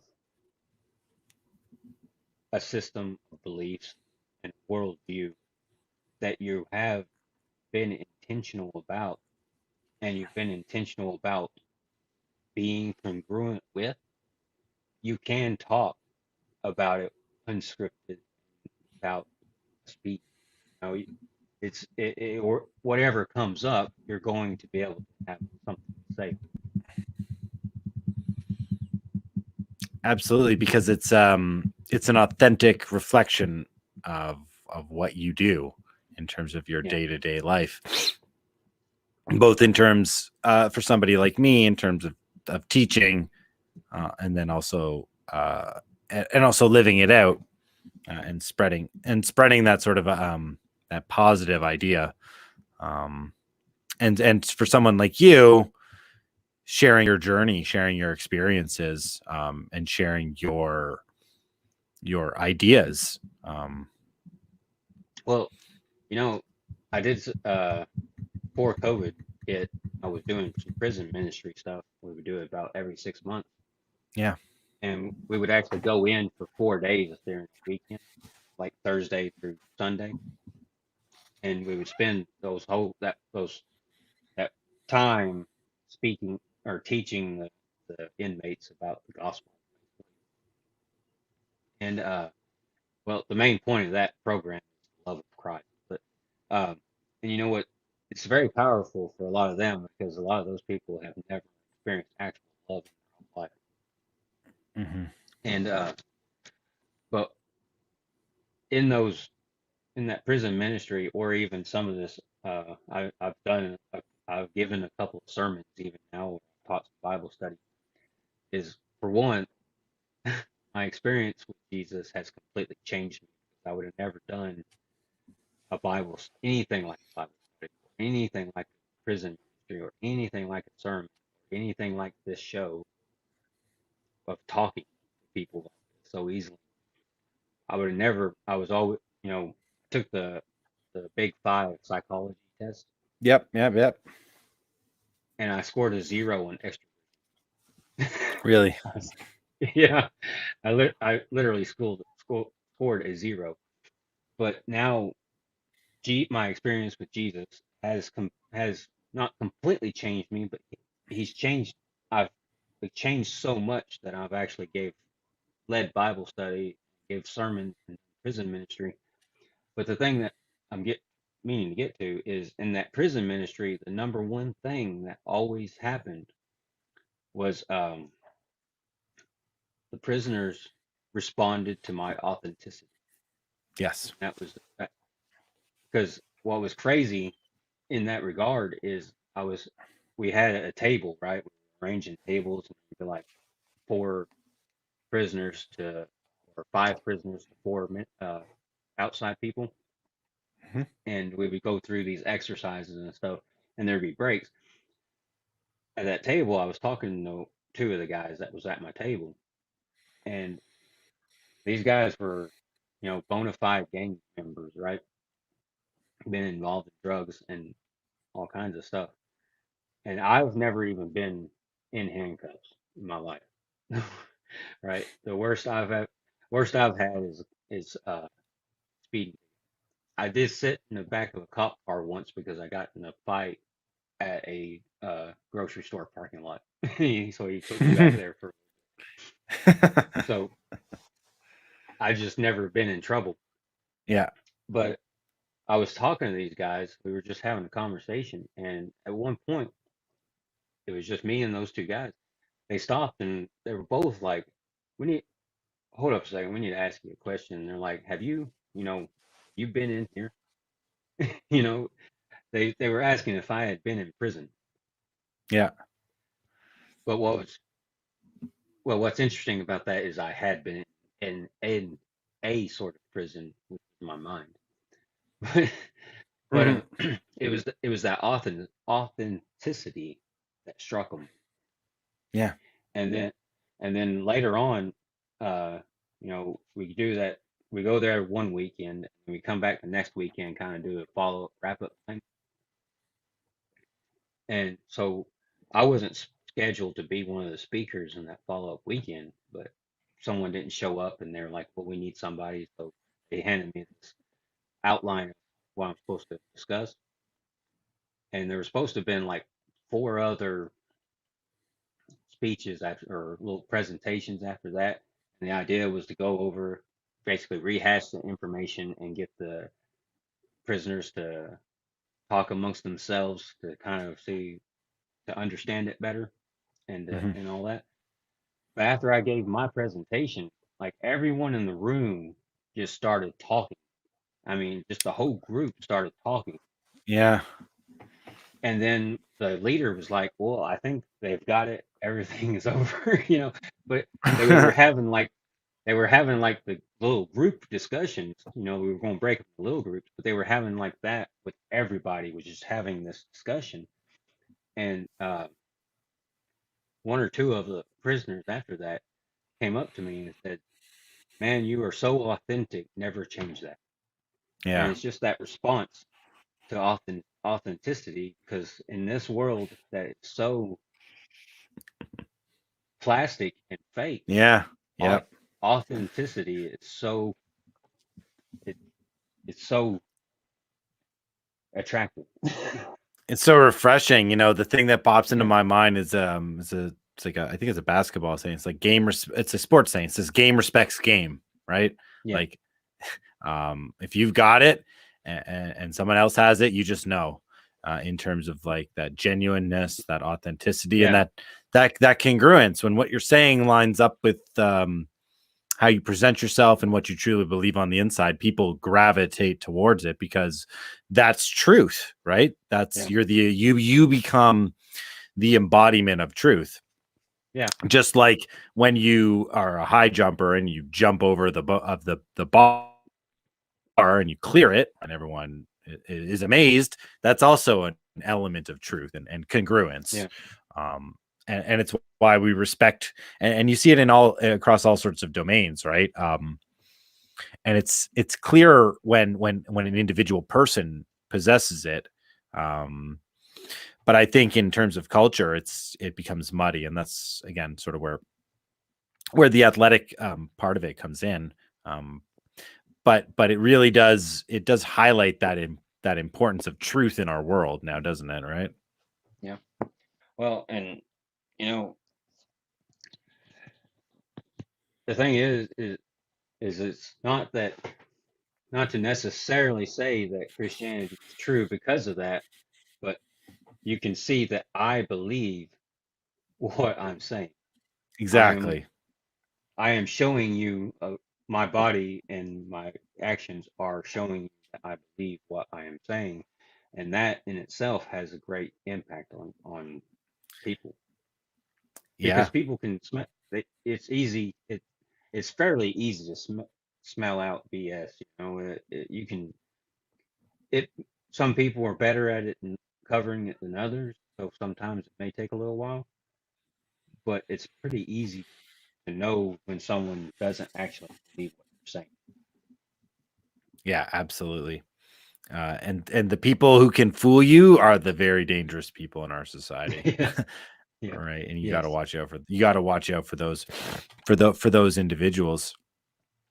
But it sort of again just gets to the value of a message, like that I have about free inquiry and speech and yeah, thought and also cultivating sort of this physical excellence in not necessarily being a cut athlete or anything like that, but yeah. just in terms of a consistent dedication, um and how those are congruent with each other. That's been one of the most intriguing things to discover, both in Yeah. terms of reading about the history of athletics and sort of merging it with my already existent understanding of political and political philosophy and general philosophy, and but then also your own experience of doing this stuff with your own body, and finding out along the way. Um, it's pretty interesting. It's a pretty interesting journey, and Well, it's and great to be able to share it. what's interesting about the way you're talking about your work of this with the athletics and the history and the book, but you're actually embodying Yeah, as you're doing this, you're studying it and you're embodying it, and that's actually been something I've experienced that my in my walk with Jesus, my Christianity. yeah, Like whenever I teach or I preach something, it's first and foremost something I've experienced, and I keep going through I keep having experiences, and then from that experience becomes a message, and that's important as far as not only for your message to be better or more authentic, it's better for your understanding and your learning, and you start putting things together. But there's more to yeah. it if you embody the lesson. It's Exactly. It's something you can embody. absolutely, and it's kind of funny because that's, at least for me, that was one of the things that sort of started me at least into more consistent physical exercise, was actually going from a history program where I was just a historian into a kinesiology program where I was now a historian of physical activity. So I was reading about all of this history about people and sports and games, and you're in a department with in a discipline with athletes and with you're sort of like in the gym building, and it's sort of all around you, the message is clear. Move, move. Right. And it was like a bombardment almost, and it's like, well, if I'm going to be studying this stuff and teaching it, and after reading, and sort of understanding kind of some of the arguments about the positives of sport, especially in sort of the 19th century, which is my area of specialty. And just my own history as an athlete growing up when I was younger and sort of falling away from it. I moved into becoming a musician, which is a different kind of physicality, we'll say. Being a rock musician. But knowing that the lessons they were saying and talking about were true, and that I had already lived them and I already known them, it was just all of this messaging, and it sort of gets back to that act of the act of doing is the act of becoming, right? In a sense, and having the subject matter leap off the page and being able to apply it is something you don't get in the humanities very often. So I thought that this would be an interesting way to bring the subject matter to life, I guess. But well, just my general observation from your Twitter is that you've had that experience. We're not just academically studying something, you were actually embodying, and it was transforming your understanding of the subject as you. Yes. Well, I'm glad that was being communicated, because that's what happened, and that's what's happened. That's what's happening, and there's more to come, I think, in terms of where this whole experiment and project of thought and action is going to lead, because I think I'm going to start merging it into more of a direct kind of instruction moving forward, sort of continuing along sort of my teaching, and taking what I do in the classroom and sort of moving it onto sort of the pitch. So I'll have some things to share with everybody soon enough, but that's kind of where this is all headed. Where are you going? I thought maybe I'm wrong. I seem to recall you were talking about writing another book, kind of companion piece, right? Yeah. Well, the book I published, self-published, it's going to be a series, and I'm going to finish it progressively over time. I do have an academic book that is actually coming out. It seems amazing to me, just because of the academic review process and my particular experience. Been a tragic comedy. Like, my book was accepted in terms of as a manuscript in 2016. And it's going to be published now in 2021, because I've had to go through 5 years of academic review. So that's, wow. It's a fun one, but that's basically my dissertation, which is on the historical kind of case for the political donation of the Stanley Cup, which is the big hockey. That's the NHL's hockey trophy. Sort of the ties between hockey and Canadian national identity. So that book I actually will be coming out in the summer, I believe. But what I've been working on ways of trying to adapt the book and adapt my classroom lessons. And I've been struggling with ways to do it, but I think moving forward, I want to work with athletes, like adolescent athletes, and especially young boys who could really use these lessons in today's world, especially being congruent and being truthful and being honest and ambitious, and about learning how to do that, both through your body, but also through the intellect, and stimulating the intellect through history of sport and activity. And I know that I have ways to speak to a 15, 16, 17-year-old boy, and especially with the history of athletics and its strong connection to war. There's a lot of things that you can amplify in terms of providing meaning and purpose in a positive sense of masculinity to these adolescent boys who I think are just being set aside and discarded by society today. And so that's kind of where I want to push I've been thinking about what's possible in terms of what can be done in terms of an academic and their reach, and this seems like a kind of an interesting way to integrate what I do in the classroom and make a tangible difference in people's lives. So we'll see how this all works out. Yeah, that sounds like a great goal. I mean, I think you're absolutely right about adolescent boys and such. It's crazy because in the world of toxic masculinity, it's like what Jordan Peterson also says is a dangerous man is or a weak man is a dangerous man. A strong man is not the danger. It's the weak. Yes, that's And exactly correct.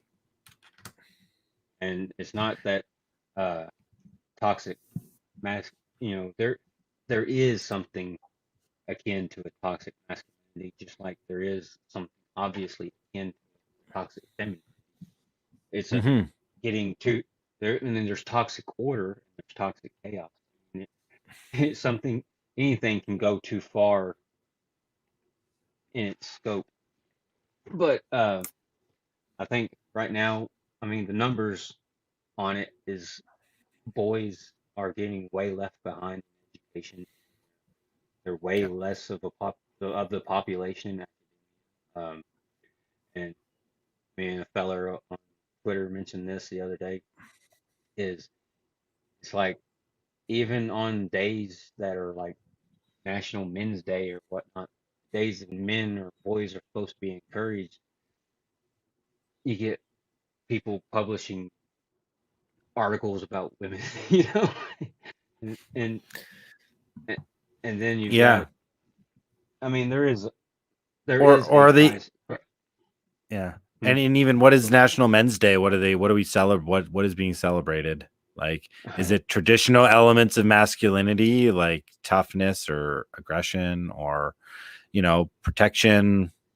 Like, you know what I mean? Like, even like what is probably being promoted as International Men's Day is probably not what you would think about as traditionally masculine, and I don't associate tradition with toxic, which is Yeah, kind of, I guess, what happens.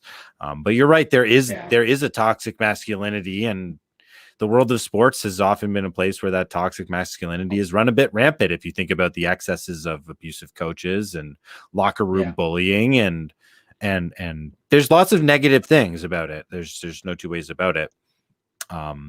But that doesn't mean that's that's not the vision of what athletics could be, and the positive nature that it actually possesses. And if you think yeah, about sort of the muscular Christianity, the muscular Christian, and even sort of the Greek ideal upon which it's based, that it's exactly right. Like you're strong so that you can protect the weak. You're not strong so you can yeah, exploit them.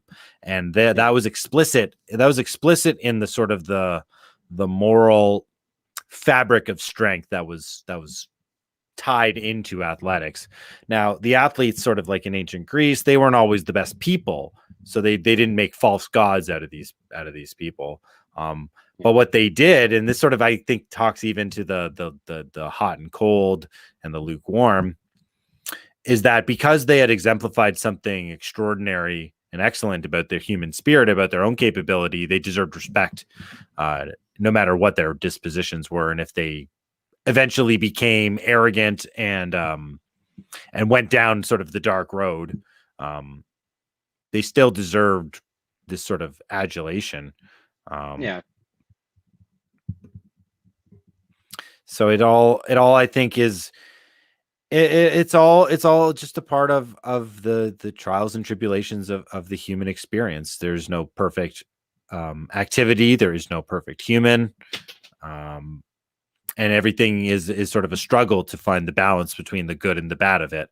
And so when yeah, you're talking about masculinity and sport, yeah, there's some negatives for sure, but we're at a time point, I think, where some of those traditional lessons need to be reinserted, and reinserted really fast, yeah.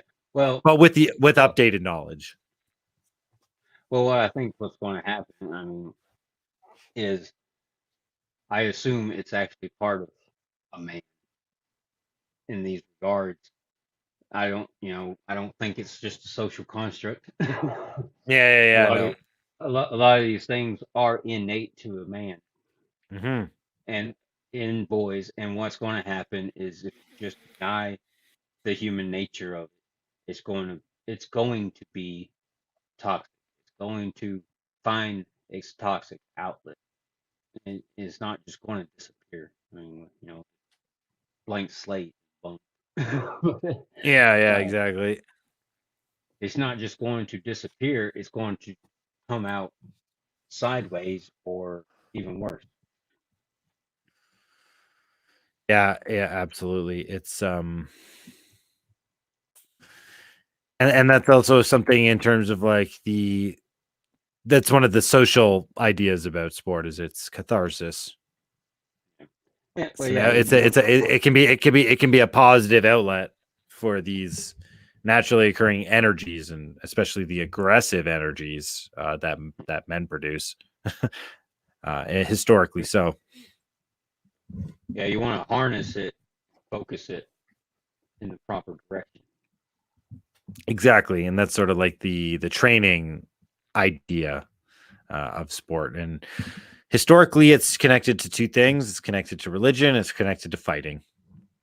Yeah, Like that's the history of sport, and you can try and run away from it if you want, but that's how it's evolved, and it's a generally pretty clear relationship between the two. Now, some theorists will go so far as to say they're the same thing, just expressed in different ways, kind of like how politics is a continuation of warfare, right? They're the same yeah, thing, but they're different. Like politics isn't war, but it's this, they're on the same continuum. So that's what a lot of yeah, people think about sport too, that they come from the same place, they are the same thing. They're just a little bit they're expressed in different ways. And in some cases, they actually are expressed in ways that are difficult to distinguish from each other. yeah, In certain cultures, especially a culture like the Greeks, that created sport and were also masters of a particular kind of warfare. yeah. Well, so what is? Well, we've mentioned your book. What is the name of your book now? So the book that I self published, that's the one about the religious nature of the athletic, the athlete part of me.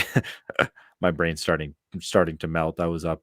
What Yeah, time is it now? 10:42. I was up at 5 o'clock Eastern time, so that was a bit of a yeah, that was a bit of a ways ago. The name of the book is The Athletic Hero, and it's Volume 1, Emergence. Because what I talk about is basically how this religious idea of the athlete emerged in ancient Greece and some of the prehistory and some of the evolutionary history. And it sort of tracks the evolution of the idea from the mythology of Heracles down to the final portion is the philosophy of Aristotle. I'm a big fan of Aristotle and Aristotelian thinking. I'm not a big Plato yeah, guy. Not a big Plato guy. And so we didn't even really talk. We didn't talk about sort of the Aristotelian part of it, but it has to do with moral aim, essentially, moral aim, excellence, and those kinds of things. yeah. So if you go to my Twitter handle, you can find a link that you can purchase that. Um, And to be perfectly honest, I have purchased your book, but I haven't read it. That's okay. I appreciate the honesty. I appreciate But the purchase. I think I thanked you. I thanked you when I saw that you well, had done that. something that's absolutely happened to me. One of the things, particularly becoming Christian as I have, is later in life, like I have. There's a giant list of books I need to be No, reading. I have, of course. I got to catch up, and there's always something more to learn. But and the biggest problem though is I've never developed a habit of reading, and I have great reading comprehension, but I'm a very plodding, methodical reader, and Yeah, it's just not.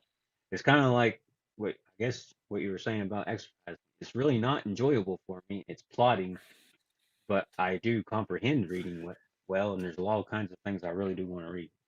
Yeah. Sometimes the problem is the things you're interested are not written by people who are good at writing. Right.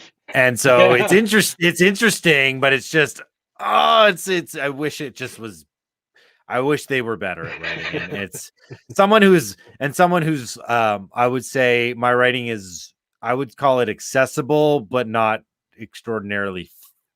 There are times when it's fluid, but then there's also times when it's like that I'm the professor at the talk at the front of the class, and we're going from point A to point B, and that's just part of being a teacher and sort of trying to explain it in a way that's understandable, but it's not always the most entertaining. But one thing I just hate is the jargon and the having to think that somebody has to plod to get through like the writing. That's like the writing, you can get through it. Is it going to be the most dynamic thing you ever read?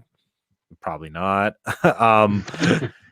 But part of being a historian is being a storyteller with a lot of facts and a lot of stuff in there. And that's kind of what you get with my writing. It's like a story, but it's a very informative, deep story, but one that flows along pretty quickly in the sense of it's not plotting.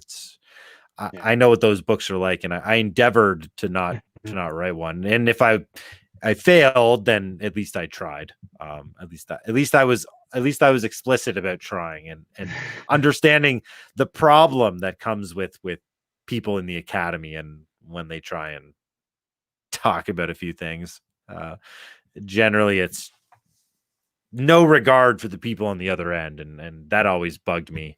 One of my heroes is Thomas Sowell, and particularly for the reason that he's just so brilliant at making the most complicated ideas just seem like poetry on the page, and that it's fun to read. So I always try to be a little like him, but never in his league. Well, I mean, some people are just great, but exactly. Yeah, there's still quite a few things we didn't talk about, but yeah, especially historical books can be very, very boring. I'm sure you've run across it. Yeah, yes, and as, even as a historian and someone who loves history, within the good general rule, it's like within 10 pages, if you don't like it, like you just stop reading. Like if you don't like the writing, you know what I mean? It's like you just stop reading. You stop reading because you're not going to like the book. Now, if it's a novel, like that's different. Fiction's a bit different. Sometimes you got to work your way into a fiction book. But for nonfiction, it's not as if like the style they've written in is magically going to change. Like if it's just difficult and it's painful to read, just do yourself a favor and stop and go find an author that's writing about it that maybe you can at least get through. And then once maybe go back to the other one. Like reading shouldn't be this thing that is so difficult. And writers don't do a great job sometimes. And that is particularly true about history books, or in my case, a lot of my studies, theological or Christian books in philosophy or such, if the author isn't writing, his writing isn't engaging, or you're just not enjoying it, or you're not really gaining from it, there's always someone else who has done it. Yes. You can find someone else who's wrote a book about it. Yeah, almost assuredly. Almost assuredly. But anyways, this has been a blast. I think if we both weren't so tired, we'd go on for 3 hours. Oh, I completely agree with you. The bell's gonna ding early tomorrow morning, and I'm on dad duty. I'm on dad duty all day for an energetic toddler. So it's gonna be amazing. I love it, but it's that's a real day of work. Like for it's more work than you can even imagine, but it's the best work in my estimation. It's the best work. I love that stuff. I'm a real family guy, so it's it's good, but I'm gonna be a bit tired, so it's okay. So you, But it was you great, just got great. Oh, sorry. you just got one daughter, right? We just have one daughter. Yeah. Yeah, she's turning 3 next week in a week today. Oh. So Yeah, those are good times. yeah, so and she's just a blast. I share a little bit of kind of things we do. She's just a spark plug, and she's like the best mix of her parents, essentially. Like my wife is my wife is an incredible person in terms of her goal-oriented nature and just her fierce determination to achieve and to get things done. And even when everybody says, like, what are you doing, you can't do it, and she just makes it happen every time. And so that's my child. But she has sort of my rage. So you put them like together, and she's got my physical energy of just like never being still. So it's like you combine all that together, and she's just this awesome force like in the world. We just like you can tell like that it's a real joy of mine, as it is for all parents, like with their children, right? Yeah. All right, well, Jordan, it's been great. I'm probably gonna have to break this thing down into 2 different videos. But Perfect. Yeah, I mean, you do what you need to do, and it was great just right. chatting. And Yeah, thanks we'll probably for have to do the this opportunity. again. Yeah, We'll absolutely. probably have to do this again at some point. There's still a lot of ground we haven't covered.